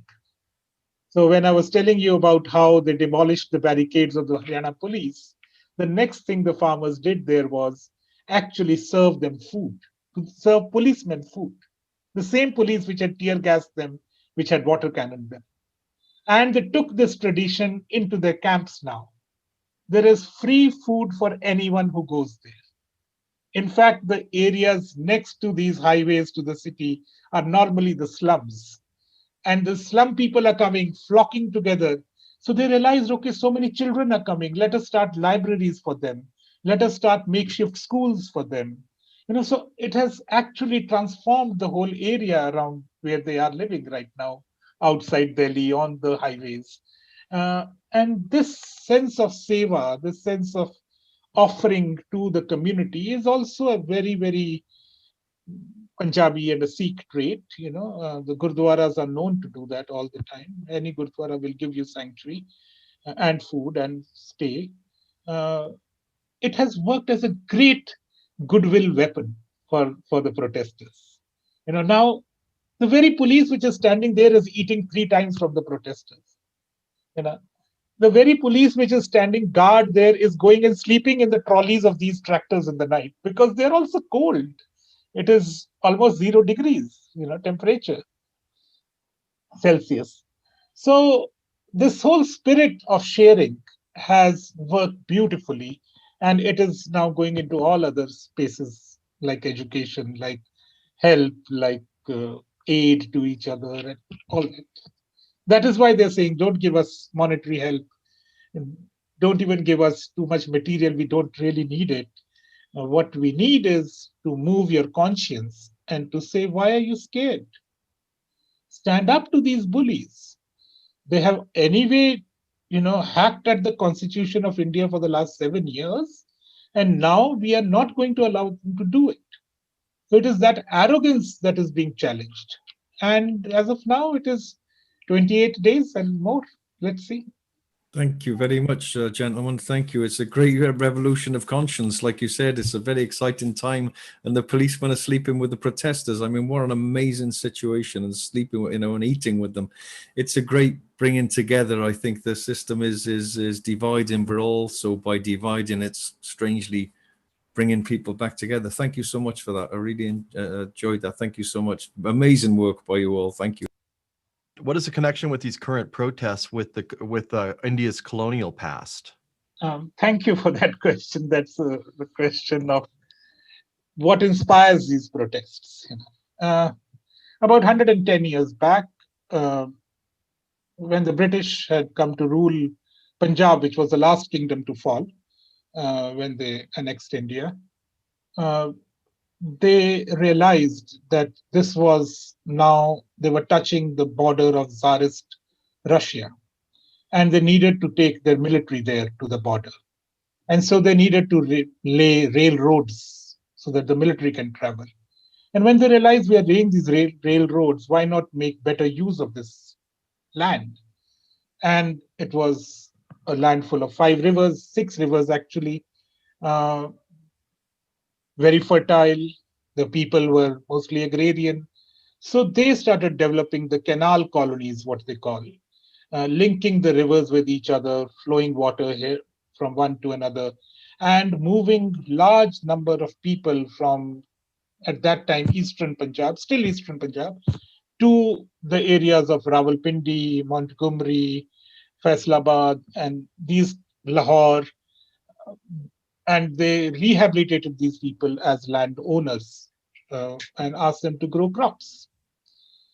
Punjab was at one time the granary of the British Empire itself. Punjab was also sending a large number of soldiers.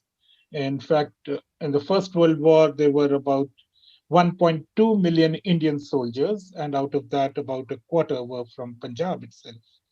In the Second World War, there were 2.5 million Indian soldiers. More than a quarter were from Punjab. Actually, 40% were from Punjab. So they were doing both. They were as soldiers saving Europe, and as food producers feeding the entire empire.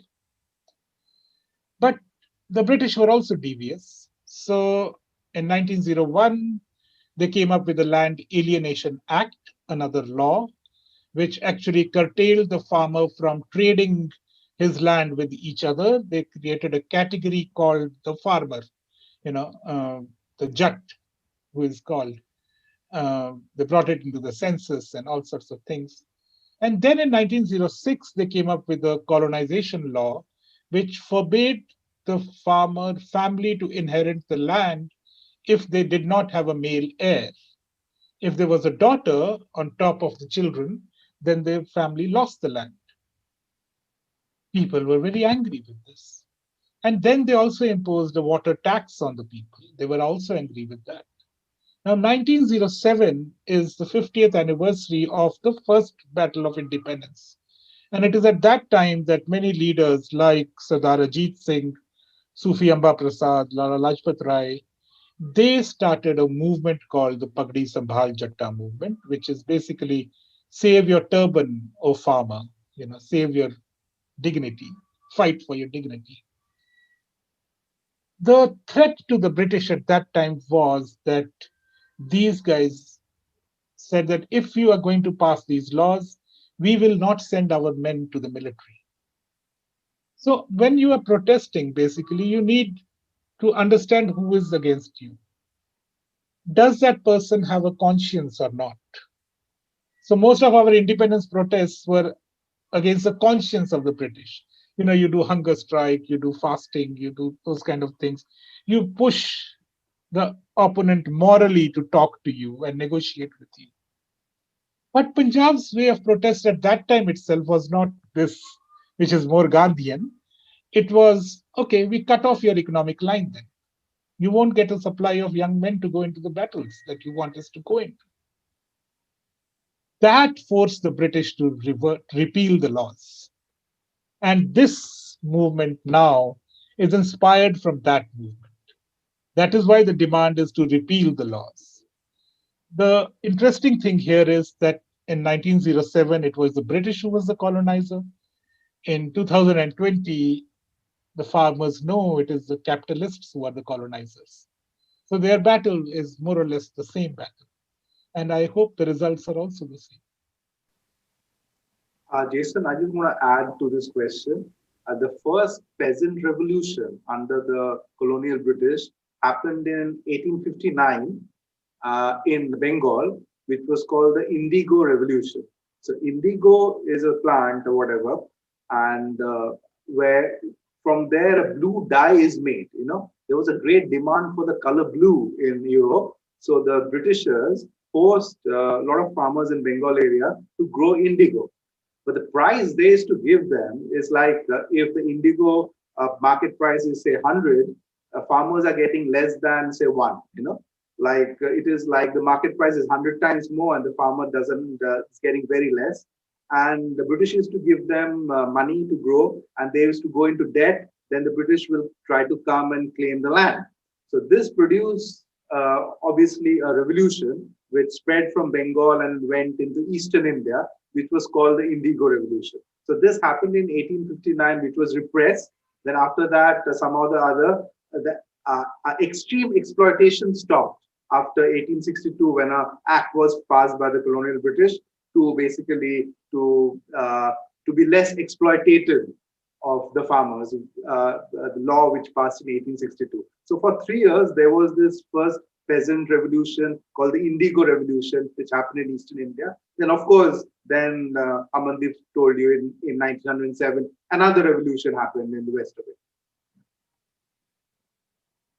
I have another question. It was something that we spoke about yesterday, about how the media are suppressing this information getting out. And I was really surprised to hear how, just from my notes, how phones are being confiscated, how signals are being blocked. Can you talk more about that? Because that just shows how desperate they are, that they're running scared of the truth. That shows a lot of fear on their part, to me. That's to both Amandeep and DEVDAN, whoever wants to.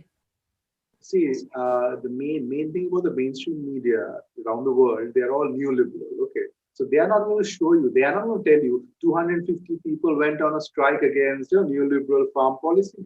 So everybody is, nobody, there's so many wonderful stories of great strength, and so many women are in the protest.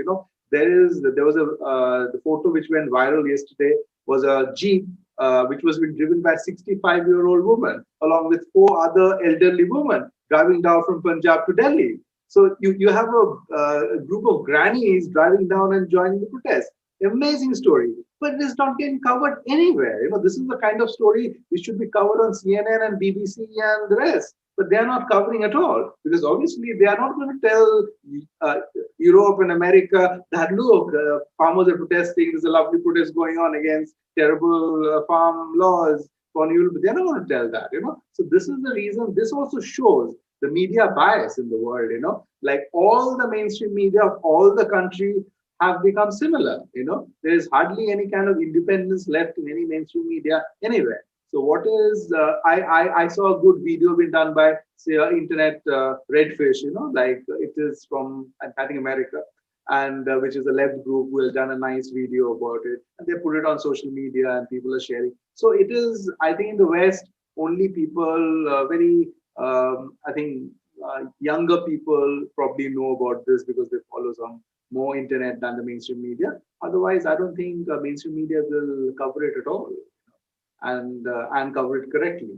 And obviously, there is a repression going on. Like they have put jammers, there are trucks with jammers, high-tech jammers, which have been put into the protest sites. So the protesters cannot use their mobile phone, cannot, upload pictures or videos or do Facebook Live, all kinds of things. And also what happened for 3 hours, about 2 days back, the Facebook pulled out the page, the homepage of the Farmers Union protest. So that page was actually unpublished. So there was enormous kind of protest and outrage, and people also in America, some people went outside the Facebook office and protested. So then after 4 or 5 hours, they basically republished the page. So you can well imagine that Facebook, the government, the corporations, the media, they're all together, We are the people and they're all together connected, they're doing the same thing. So that is why these kind of webinars, and this is thanks to technology also, this will pass to whoever will see them. And if Amandeep wants to add something. No, on the ground, what happened is when the farmers reached there, the lapdog media, they came to interview them.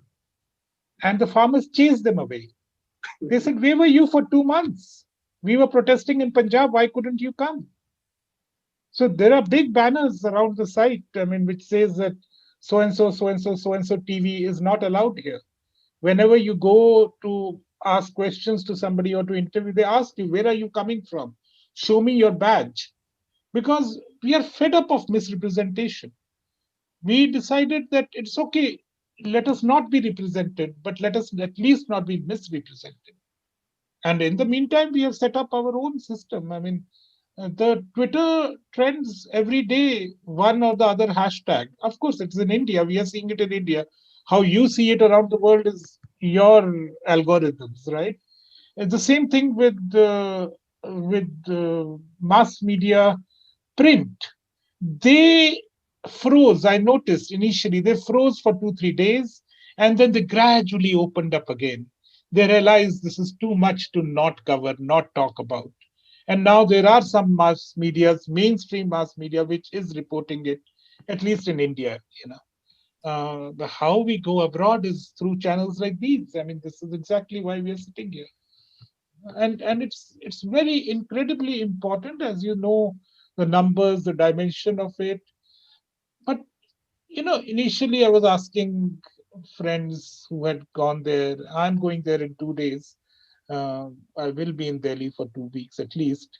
I was saying, what gives? I mean, what makes you feel that they're going to win?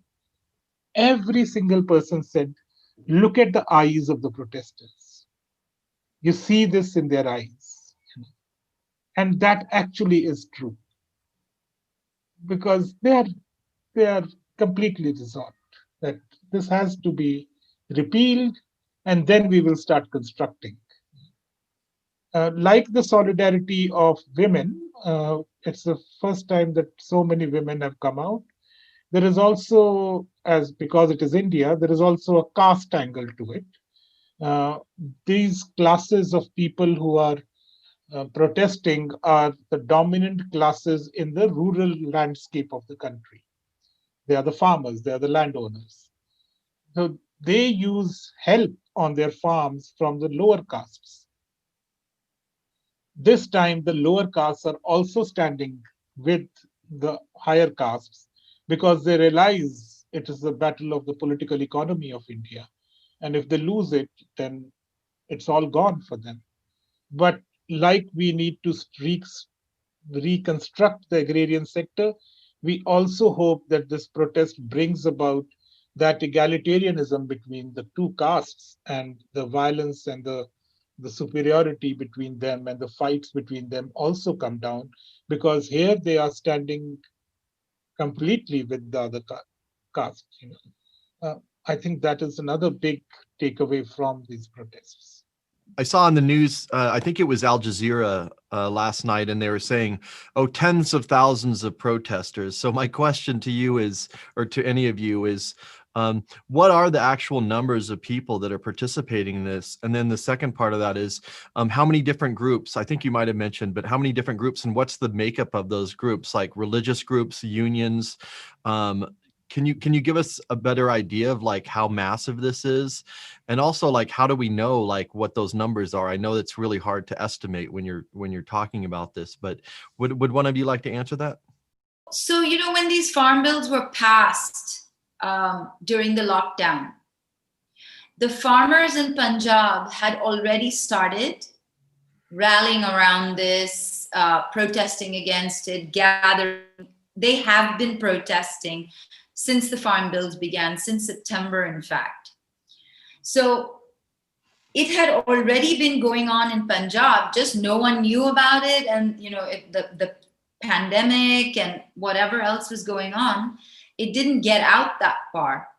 But when they called for a strike, when they began towards Delhi, when they started coming towards Delhi in a very organized way, as we're seeing now, they called for a general strike. All India farmers unions, all India workers unions, for the November 26th. And that did happen. And it was over 250 million people who went on strike, on a general all India strike. It's called a Bandh, right? Bandh means stop. Yeah. So it was an all India Bandh. And it happened again on the 8th. It happened again on the 14th, right? That they called for a general all India strike and Bandh. So that is a very factual figure. There were 250 million people plus that did go on strike all over India, protesting in unity against these farm laws. The protest sites now, the two big encampments, which are in the Singhu border and the Tikri border, we don't, I mean, there hasn't been a survey done as such, but internally the word seems to be that it's an approximation of about 300,000 people who are encamped. The national media, the mainstream media, the government keep saying that, you know, there's maybe 10,000 or thousands or however few thousands. That's not true. I mean, no, I knew that wasn't true. Yeah, it's verifiable by any image you see, any drone image, any, you know, a picture taken from a high altitude. You can see it very clearly. That even just from a visual, it's not 10,000. There are over 300,000 people encamped in the Singhu border and the Tikri border, and there are thousands more joining on a daily basis. And even if they're not marching towards Delhi, in their own home region, there was a huge protest in Kolkata on behalf from the farmers in Bengal and on behalf of solidarity with the farmers encamped in Delhi. So it is, as I've been saying, this is huge what's happening. It's all India wide. And what may have begun as farmers' protests has, like the two, like Amandeep and DEVDAN spoke to as well, it's involved, you know, all workers' unions, not just the farmers' unions, but all workers' unions. There are teachers' unions who've joined in. There are lawyers' unions who've joined in. You know, there's various different services, professions, unions that have joined in. Yeah, you know it from how much food is being consumed. So it is in the range of 250 to 300,000 people who are camping right outside Delhi. But there are thousands who have started off from various states already and are already reaching. The main states here are Punjab and Haryana together. Then there is Western Uttar Pradesh, which is on the other side of Delhi. Then there is Rajasthan, which is south of Delhi. Farmers from Gujarat are landing there. Farmers in Maharashtra are already protesting. In Karnataka, where I live, every single district headquarter, there has been a protest. In fact, our state assembly has been under siege for a few days. Tamil Nadu is protesting. So roughly, if you look at the Indian map, I mean, the left of India is all bursting out. And there have been protests in Andhra Pradesh, in Odisha, various parts of the country. I mean, well, one number is, of course, the one we are talking about, 26th November, but it is an ongoing protest. So there is no real count of how many are coming in. Very, very simply, 30% of the country has to rise up to this. They will rise up, if not today, then tomorrow, because otherwise they will be wiped out by the corporations. The number of organizations, there are roughly 500 farmer unions in the country, out of which there are a few umbrella unions, like what Deepthi was mentioning, the All India Kisan Sangharsh Coordination Committee. There are about 39 unions actually now from Punjab. There used to be 35, there are 39. Plus another 100 odd unions of other kinds. For example, the truckers are joining the protest, you know. A huge number of truckers are joining this protest. In solidarity, of course, teachers are also with them. Other classes of society are also with them. So it is growing. It's a big thing. It just needs an acknowledgement from the government, and they will see how many are really into it. You know, fear that has been built in the last 7 years, you can't simply throw it away one day. You know, you have to come out slowly from it. Punjab, of course, never accepted Modi and Hindutva itself, you know. So that's a different case study, you know, and that's a book I wrote also. But these protests are going and they're growing, and they will go on until the government repeals How the long do you laws. think that will take? Pardon? How long? I mean, that might be a silly question. If it's weeks or months or a year of protests, how long do you think? So the union leaders are saying be prepared for at least 6 months to 1 year. Really? But they are prepared for 2 years also. I mean, it's not a big deal. No. Not a big deal. Yeah, I mean, well, the they go government would back. have to give in the face of that, wouldn't they? The government will have to do something much more quickly. I mean, they should basically have agreed right in the beginning. I mean, there were no consultations held, no farmer groups were invited to frame No. the new laws, That's nothing, no discussions were done. It's just, actually, if you read the Indian Constitution, look at a few random laws and look at the language of those laws, and then look at the language of these laws. That's also published. There's a marked difference between the two. Yeah. The laws framed in the 1950s by the founding fathers of the nation were very different from this corporate hack that has come in now. This is completely a corporate language. It's done by a consultant. World order, mega corporation rule. I think what we should do in Britain with this is, obviously, because there's huge difficulty in mainstream media, but this video being made now by, you who are making the videos here, we ought to just do our best to get that everywhere in Britain, and that will, through the alternative media. And that's the main contribution we can do, I think. Otherwise, any protest held at the Indian High Commission or whatever, we should join in. But as the message seems to be, just get people to understand. Because it will also give confidence to us in Britain, you see, when they see this happening. And also, I think the New World Order is going to be shaken when the Indian farmers win. And if someone's on the ground in India, they could be maybe live streaming. I'll have them live streaming to my show if they want to, and I can upload on my show what's being said at the protests, or some film work would be quite good. Yeah, I spoke about this already in Truro and in Oxford, but we'll speak about it regularly in all my speeches now. Piers, I'm wondering what question do you think the British people would have for our guests here, in terms of like helping them to understand what's going on, or maybe some misconceptions? I suppose the activists would like to know, how did you do this? There's thousands of answers to that.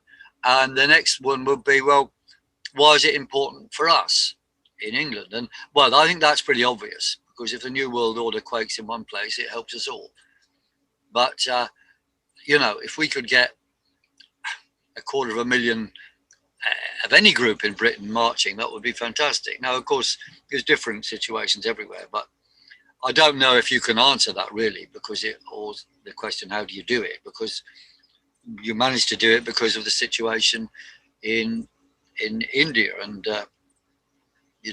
historical things. So you can't necessarily translate that into the situation in Britain. But I think that one of the key lessons coming out from what you say, it is, as Jason just said, it's about persistence and having a clear message which people on the ground in India relate to, because their livelihoods have been stolen.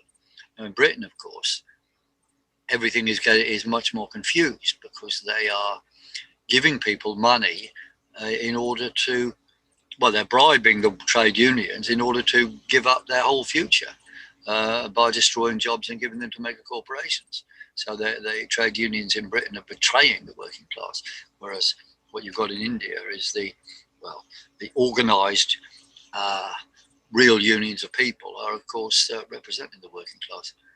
So there's a lot of lessons that come out, but I'm just trying to think what simple messages might come out. You have to work on that. But whatever, a good film that we can put everywhere will be tremendous, and then we can have discussions around that film online or in meetings, which of course we'll be holding in defiance of any lockdowns they've got knocking around.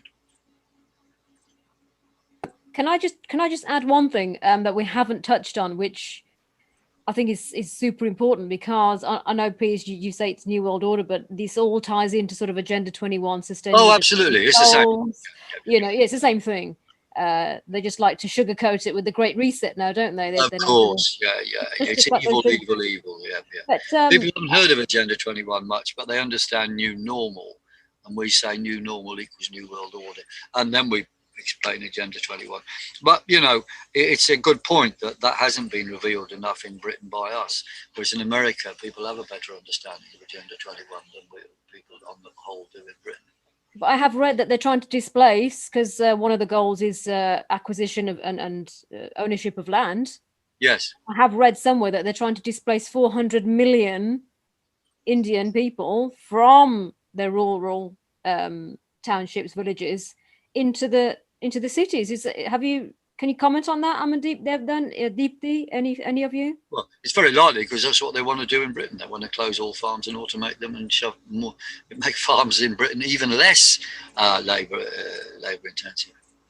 I'd just like to say something about, going back to what Jason L asked about, what's possible here with the protests that are happening in India with regards to the government. And Amandeep spoke briefly to that, saying it's a different thing that is happening in India than perhaps in the UK. Although at the end it all becomes about, you are fighting against the powers that be. But the difference is pretty crucial here, because in the West, in North America, in the UK, whatever forms of protest there are, and there are many more in the UK than there seem to be in the US, right?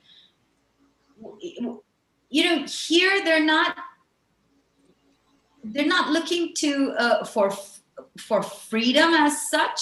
It's like DEVDAN said, as Amandeep said, we know that this is the technocracy. We know where it ties into Agenda 21 and how it plays out in each locality and each region. What these protests are doing then is, blocking the technocracy. Yes, this takeover of land. Yes, this privatization of the agrarian process. And what these protests are about is that we are asking our government to represent us. We're not asking for a freedom. What the farmers are saying at these protests is that be a democracy. Be the government of a democracy versus a corporatocracy.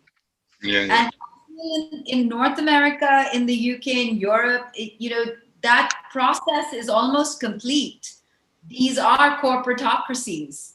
They are already corporatocracies, even on the front end. Here, it may be a little more veiled. Not anymore. We know who paid for the campaigns. We know Mr. Ambani and Mr. Adani find great favor with the incumbent government for those reasons. It's the same in the US in the way that the presidents get elected. It's about who's putting in the most campaign money and who they owe, therefore then they owe obeisance to and must act out for. Of course, it works in the same way here. But what's beautiful about these protests is that we're not saying down the system. What's being said here is work to the system. We have a system. We have a constitution. We have a great system that when it works really well. We've had one of the best welfare systems even with something like the ration card, which assured that every Indian was fed and every Indian had what we needed to survive, right? And survival is a very different thing in a country like India than it is like in a country like the UK. And I said this with all due respect to the protests that you're all having in the UK and PIERS. Yes, I've followed it to some extent. I've seen Sandy speak. I've seen you speak at the protests as well. But I said this yesterday during a brief meeting that we had. It's a very different thing. Like, you see that these people have been here for a month already. And like Amandeep said, they're prepared to go 2 years if need be, but not relenting on what is being asked here for the government to perform as a democracy for the people, right? Yeah, I understand. That's a crucial point. Yeah, very good. And in England, it just gets down to something like this. Would you be able to hold the duration of a protest beyond a weekend, beyond a Friday, Saturday, Sunday, or beyond a full day, say Saturday morning to Saturday night? Would you be able to gather enough people to come and stay and not leave until the government relented to their demands? Would that be possible? Or is it that, in the West, as I know as well, that we've become so comfortable that our comfort level of encamping on the roads using, just flyby setup toilets, for instance, the comfort of the Western life has lulled it into complacency. Whereas here, the people who are there, for them, comfort is not even a factor. If you see what they've put up with, if you see the water cannons that were blocking them, if you see the tear gas that was put on them, there have been deaths now. There's counting, death statistic as a consequence of these. The battle is different. I know Absolutely. we're all fighting the technocracy, but the battle is very different.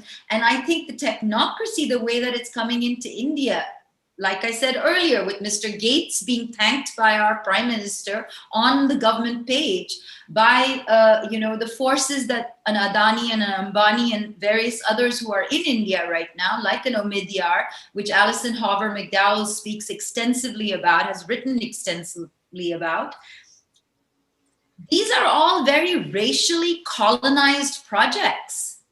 Yeah. These are racial colonial projects. Modi's probably already been paid off by Bill Gates. Modi, that's for almost, I would say, for sure. Yes, these are racialized colonial projects. We spoke about this, Yogita, in the women's roundtable that we did as well. And it's the global South, as it has been through several hundred years of colonial history. It's the global South that stands to pay the price, has paid the price for the colonial era that led into 1947 and our freedom. Yeah, absolutely. And it stands now again to pay the price with the oncoming technocracy. We already are. It is the global South. It's the resources, it's the nature, it's the human labor, it's the human capital, it's the human data from the African continent, the Indian subcontinent, the most populous regions in the world that stand to pay the greatest price. So what's happening right now in India is so important. It's such a big deal because they're not just fighting for something like the MSP, although that is the tool of the protest. That is the expression of technocracy at the point that it's meeting the protests. But what they're fighting is so much bigger. It's so much bigger. This is what's standing on the front lines of technocracy working in a place like India, where it's crucial for them. It's crucial for them to make it work here in order for it to work elsewhere. And it's not working. It's been blocked. No, that's superb. Your question, would people in Britain demonstrate and stay in one place for more than a weekend? Well, the answer to that is possibly, but in very small numbers. The serious numbers you're talking about, currently they would not. That is something we have to work on. Of course, most people probably think that if they make enough noise, they can convince their MPs to oppose what the government's doing. But I think the movement has to take up a more of a political role and actually organise politically and physically prevent the implementation of these rules. And what you're doing in India is an inspiration. We have to find out how much of that can be moved into us. How are the people in the cities in India viewing the protests? This has also been an opportunity for a lot of urban India to learn about rural India. Something I have been doing almost every second day at least is talk to some or the other urban print journalist and try to explain to them the rural reality of India. And remember that at the eve of partition and independence of India, India was 75% agrarian. It is still about 53% agrarian. So 23% people have moved to cities. So most of them who have come to cities are actually just one generation or two generations out of the villages. It is incredible how modern education, modern technology has overawed them so much that they feel that, you know, um, they have forgotten what the rural life was. They can listen to their grandparents and they will know what the reality is. Mm. This is the disconnect that happens. But we are learning, and I think there is a sudden education course also going on in the country.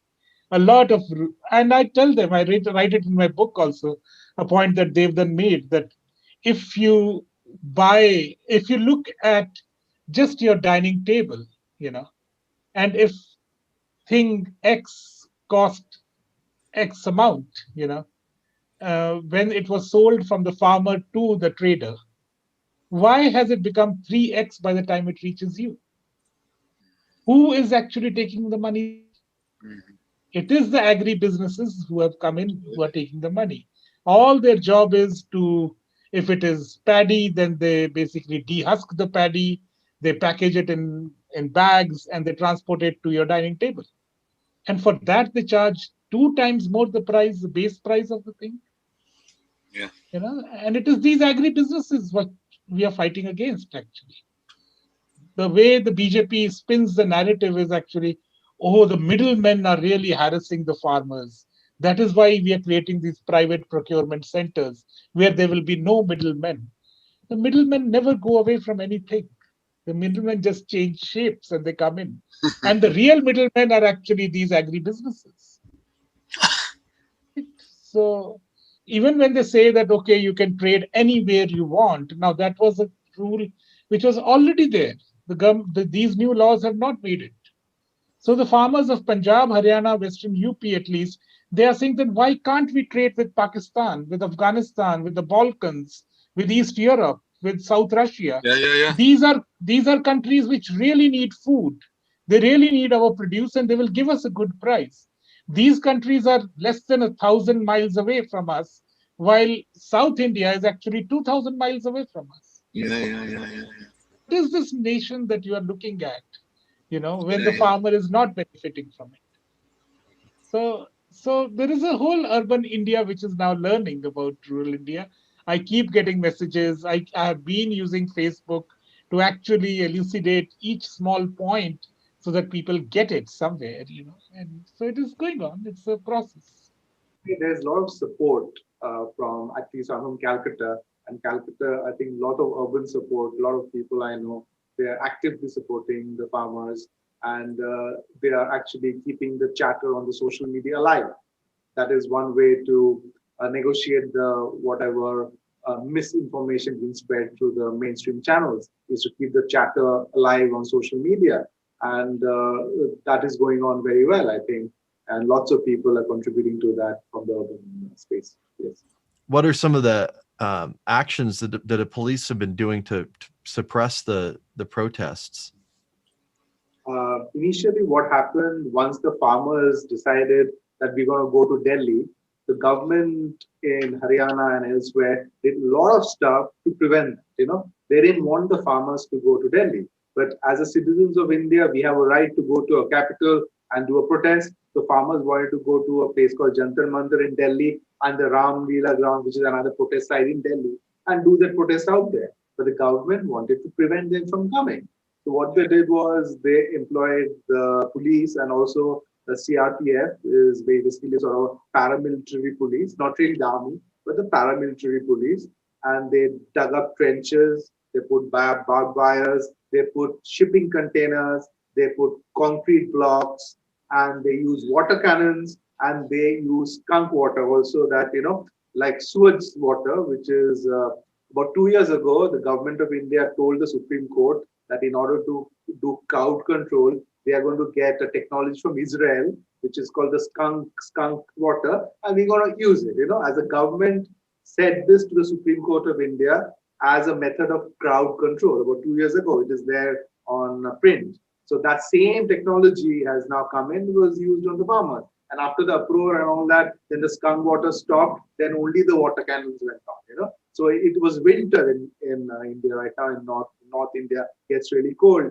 and all the farmers had to endure. And a lot of farmers are elderly, they are 60 plus, 70 plus, who had to endure like lathi charge with the baton, and the skunk water and the water cannons and the ditches. And the government actually dug up our highways. They put trenches 10 feet, 20 feet down all around. So a lot of effort was done to prevent the farmers, but the farmers reached the borders of Delhi.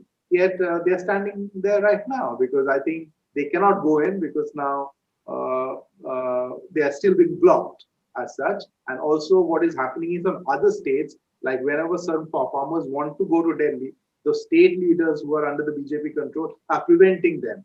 And there have been cases like their trolleys and the tractor keys being taken away by the police, so they cannot drive down to Delhi.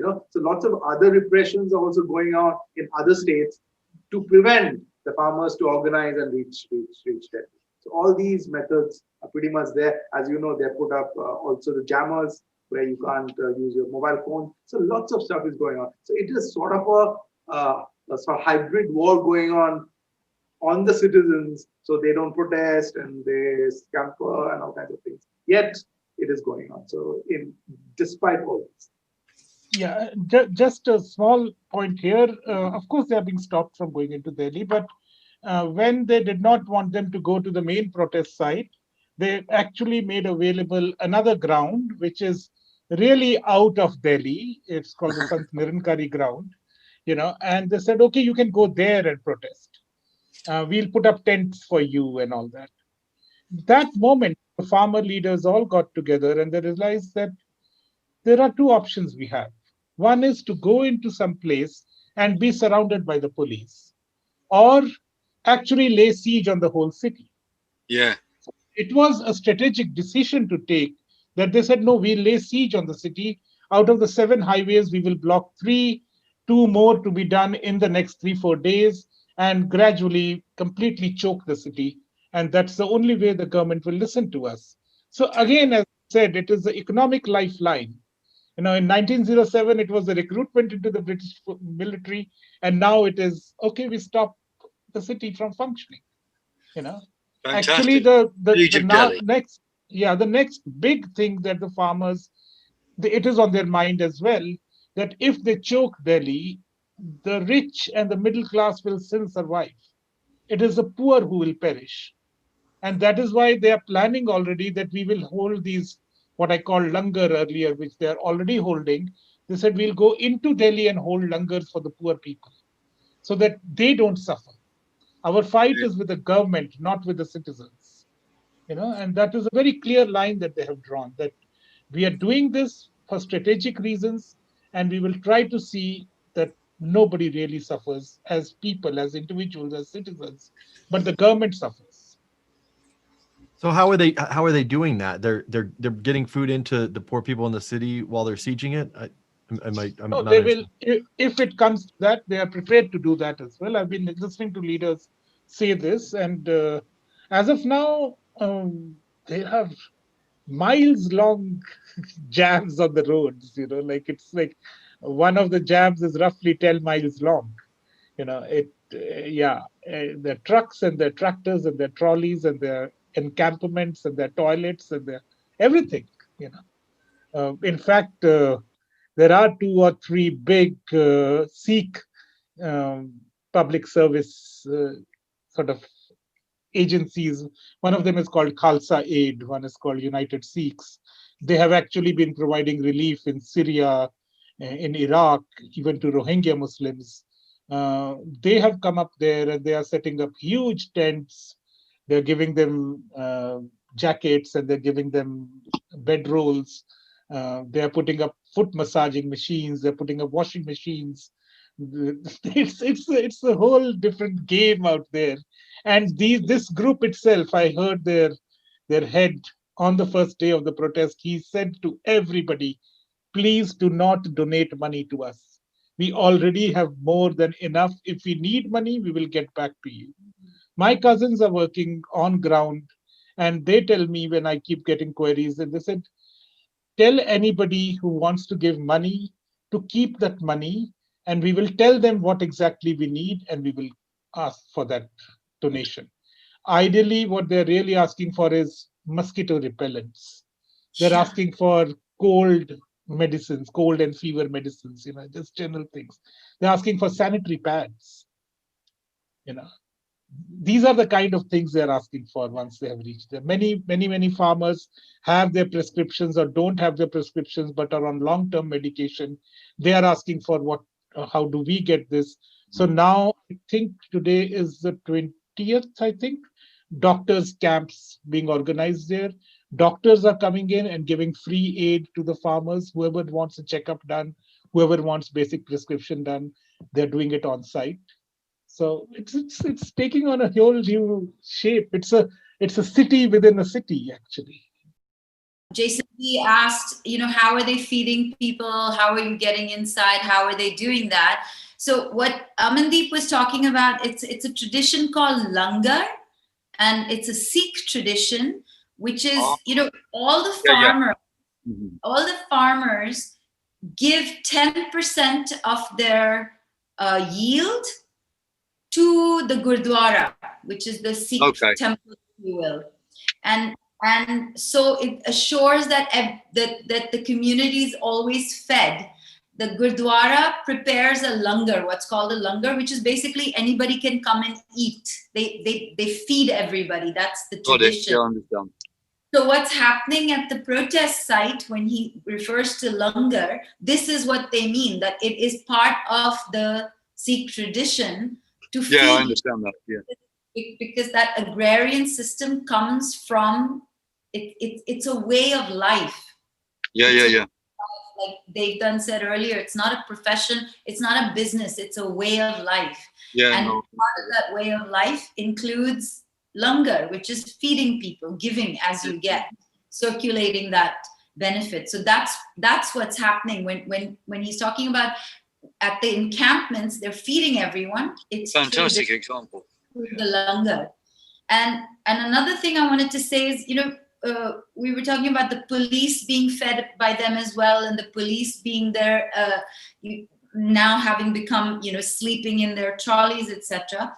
There's a couple of pretty senior police officials who've resigned over these protests. Right.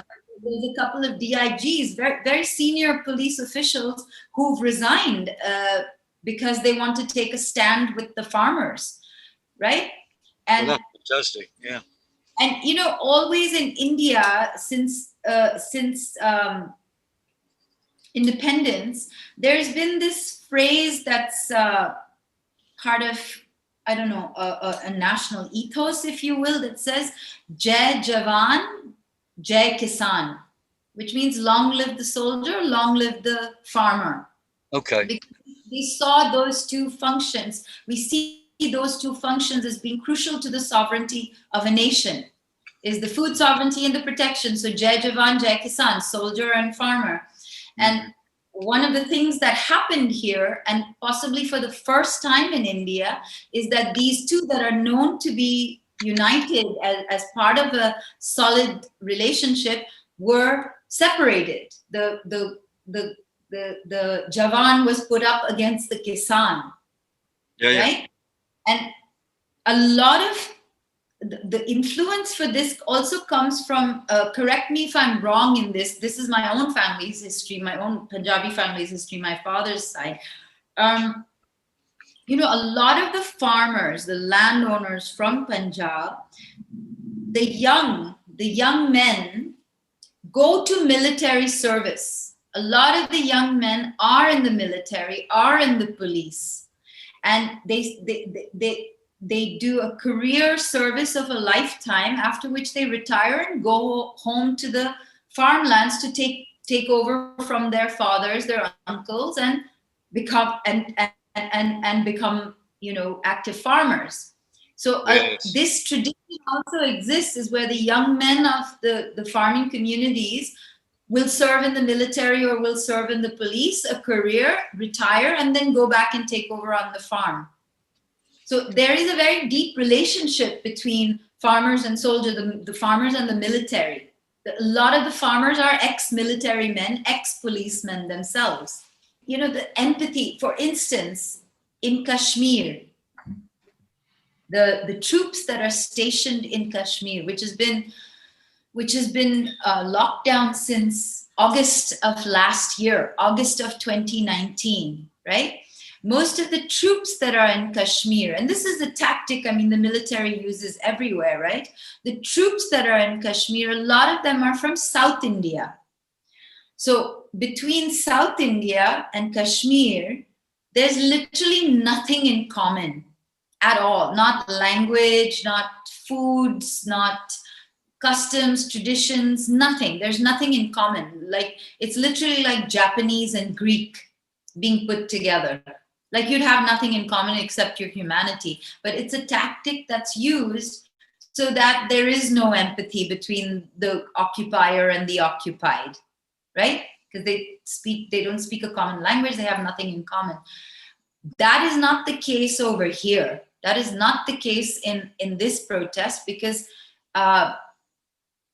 like I said, the military, it is mostly made up of, an economic class that is rural and come from farming families. And they serve a lifetime, and when they retire, they serve a lifetime in the military, in the police, in the IAS, government services. And when they retire, they go back to their farmlands and take over from their fathers and elders and uncles to then continue as farmers. That's why you see the age of the farmers who are encamped in Singhu and Tikri are also older. They are the elders, as it were. I have a question, which is, can this whole movement be co-opted?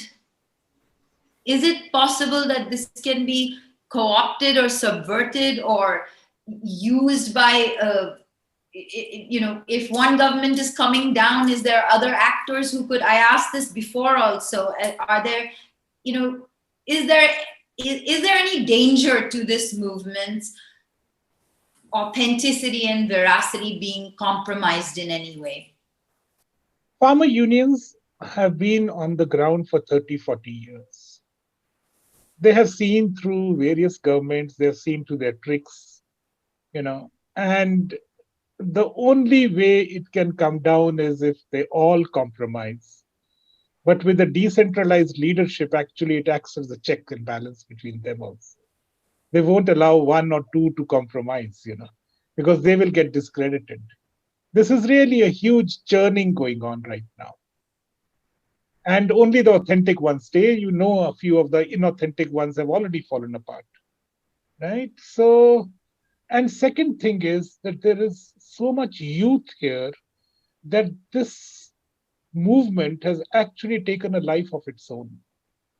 No single label that people have, the Hindutva propaganda machinery has tried to stick to it, has stayed for more than 48 hours.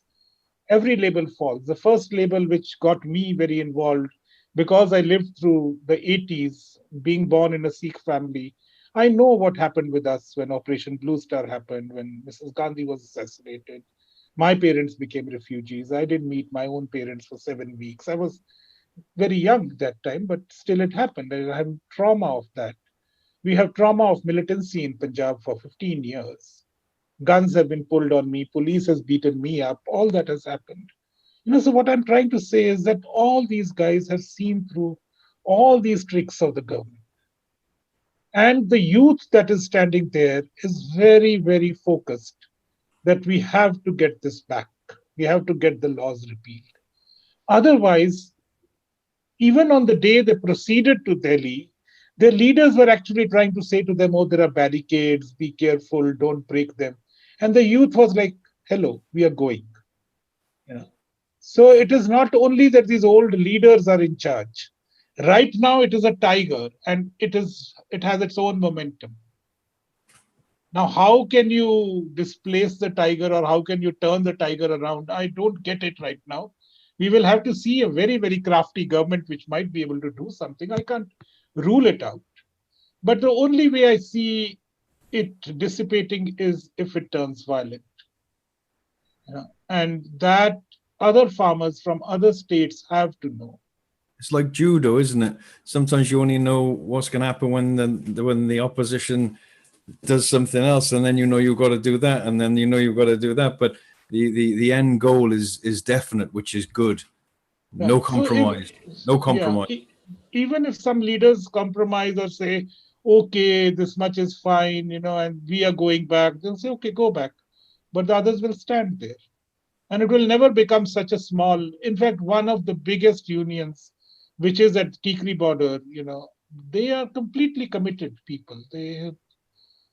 So I won't want to single out any one union because but there is a huge commitment, resolve, and I don't know how you can turn the tiger around except through violence, because once violence happens, the state gets a chance to get in.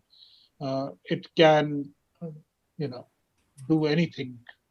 So, unlike the West, you're prepared to die for the next generations. We need to learn from you here with that. It's always about us selfishly. Like the Red Indian used to look seven generations down the timeline, and so do my. But that is exactly what the farmers are saying. This is a battle of our existence, and why did the old come out first? It's a question to be asked. I mean, every family sent someone or two or three people. Why did the old step out? They said, if there is government action, if there is armed reprisal, we will die. But you have to live. Wow. Right. So, and also, I mean, I don't want to project Punjab as the only one, because I think it is a pan-Indian movement. It willy-nilly is Punjab leading, but the concept of martyrdom itself is a very strong Sikh ethos, And I mean, there is also, I mean, we feel religiously, we feel that it's a good life lived if you died for a cause. And that is exactly the reason why. And you have to look at it at the socio-cultural 3,000-year-old history, So you know that you have to fight and you may die, but you have to defend. I think the farmers have said it. I've seen various interviews where they said exactly the right thing, that future generations will question us what we were doing if we didn't repeal the law, because we cannot enslave the future generations. It is about enslavement, and it is also about freedom and protection of their way of life, the connection to the land, and also their faith. Their faith is connected to the land and to farming. And Amandeep, would you please tell this? I just heard a Sikh gentleman saying something from the religion where they put farming as one of the highest professions, isn't it? Farming is put as the highest profession by the Sikh religion. Will you please add something to that? It is Kirt Karni, Naam Japna, Vand Chakna, which is Guru Nanak, the first master's basic injunction to the community, is do an honest labor, meditate on the name of God, and share your wealth with others. This remains the three pillars of Sikhism. Beautiful. And farming is considered honest labor. It's one of the most honest labor. Of course, not in its modern mechanized form, because you're basically polluting the environment, you're playing with the soil, you're degrading the water. But if you were to really go back to natural farming, I think it's the most honest labor you can do. Excellent. Well, I want to thank you guys all for joining us. And I wish you all the best and appreciate your knowledge sharing. My name is NAVKIRAN NATT. I'm professionally a dentist, and I just completed my master's in film studies from Ambedkar University, Delhi. I'm also a student youth activist, and I'm active from last 12 years now. I'm working with ISA, All India Students Association, and RYA, Revolutionary Youth Association. Now I'm sitting in a tent at Tikri Border farmers protest site, and I'm in the farmers protest from day one. That means 27th of November 2020. So being a young activist, I realized one thing, that many of the youngsters who are there at these protests, this is the first time they are participating in such kind of a protest, and they don't have any political experience, or they are not politically engaged somewhere, ideologically engaged somewhere. So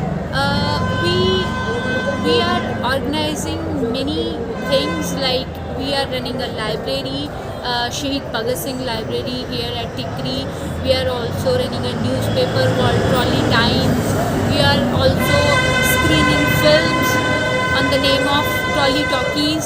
So I think with these kind of activities, we are trying to critically engage those youngsters for whom this is the first time. So I think from these protests, the one thing I'm hoping to accomplish is politicization of the youth, which is participating for the very first time in such a big mass movement.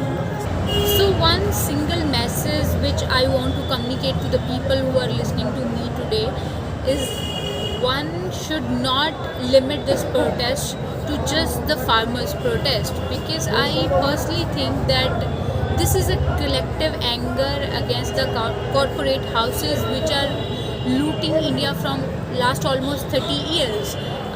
Even in the past, the Indian governments did sell our public sector to the hands of private companies like Ambani, Adani, Birla, Tata.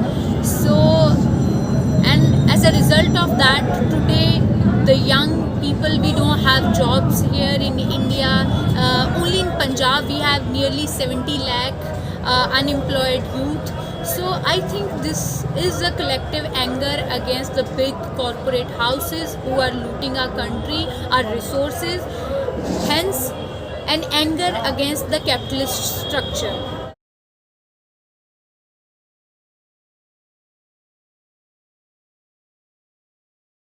I won't say particularly about the farmers, but yes, people do have misconceptions about Punjab as a whole, which is majorly an agrarian state. People have a certain kind of imagination about Punjab, mainly generated by Bollywood, our film industry, that Punjab is a very prosperous state. The farmers in Punjab, they are very happy and prosperous. I think that's one misconception that people do have about Punjab. But the reality is totally different. The reality is that the majority of the farmers are hardly meeting their ends nowadays, and farming is no more a profitable profession. That's why the younger generation, the generation doesn't want to go into the agriculture anymore. So I think that's what farmers are fighting for today. They are fighting for their rights. They are fighting for a profitable agriculture. They are asking for MSP, the minimum support price, so that they will be able to get the price for their labor, for their hard work. And that's why this fight is really, really important, also to break those misconceptions that people have in their mind outside of Punjab, and like sitting across the borders maybe.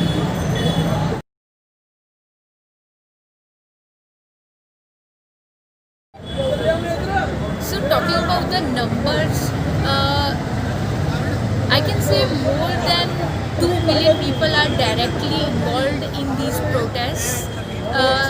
People are sitting in and around Delhi, and it's not just about Punjab.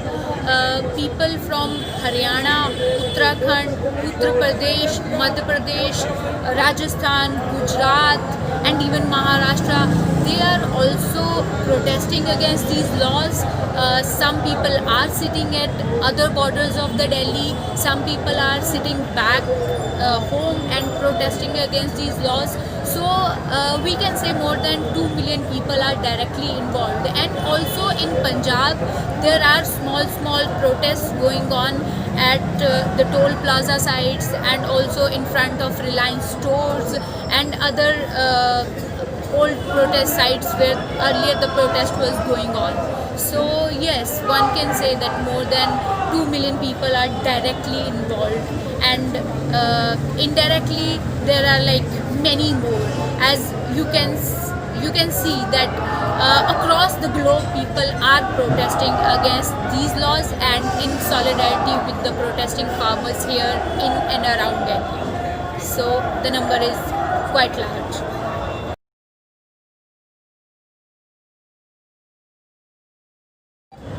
Yes, people from different caste, class and professional backgrounds are joining these protests.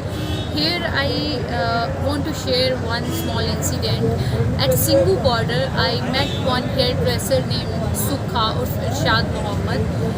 He was there to serve the farmers. He was there to give them free massage. So when I asked him that the Godi media is saying that these protests are just about the farmers, then why are you here? He said, no, the farmers are fighting for us. That's why I'm here. I want to serve them in my best possible way.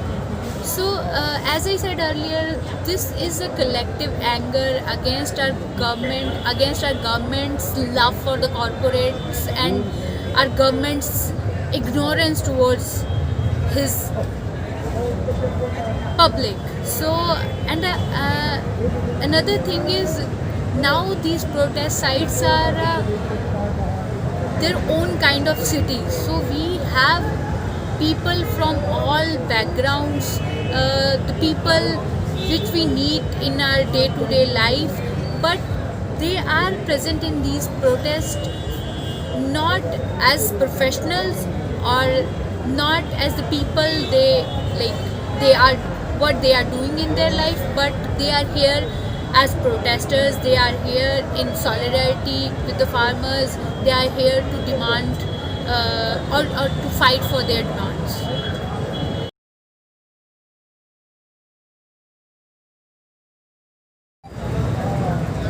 Yes, people from all religions are uniting on this one issue because these three laws are against farmers, and farmers doesn't have any single religion. They come from different religions. They are Sikhs, they are Hindus, they are Muslims, they are Christians. So yes, people from all religious communities, they are uniting on this one issue. And also the third farm law about the essential commodity, that's gonna affect all the people who eat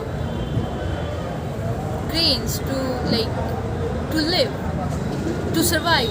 So that's gonna affect all of them. So it's not about religion, and that's why this protest is also not about religion. People from all religions are united at the farmers' protest.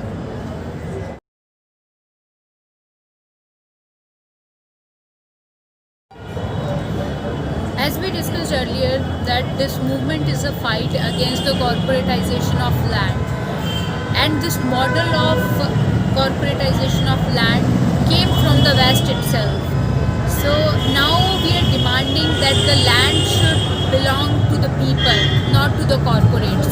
So the West should also rise up for the same. The West should also fight for the same.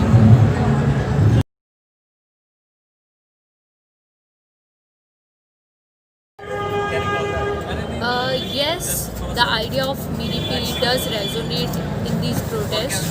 On one hand, we have the spiritual philosophy of Sikhism, and also on the other hand, we have our historical background of political ideology, which we take from Shahid Bhagat Singh, Kartar Singh Saraba, Shahid Udham Singh, and our Gadarites. So yes, we have both, and I think only united we can win.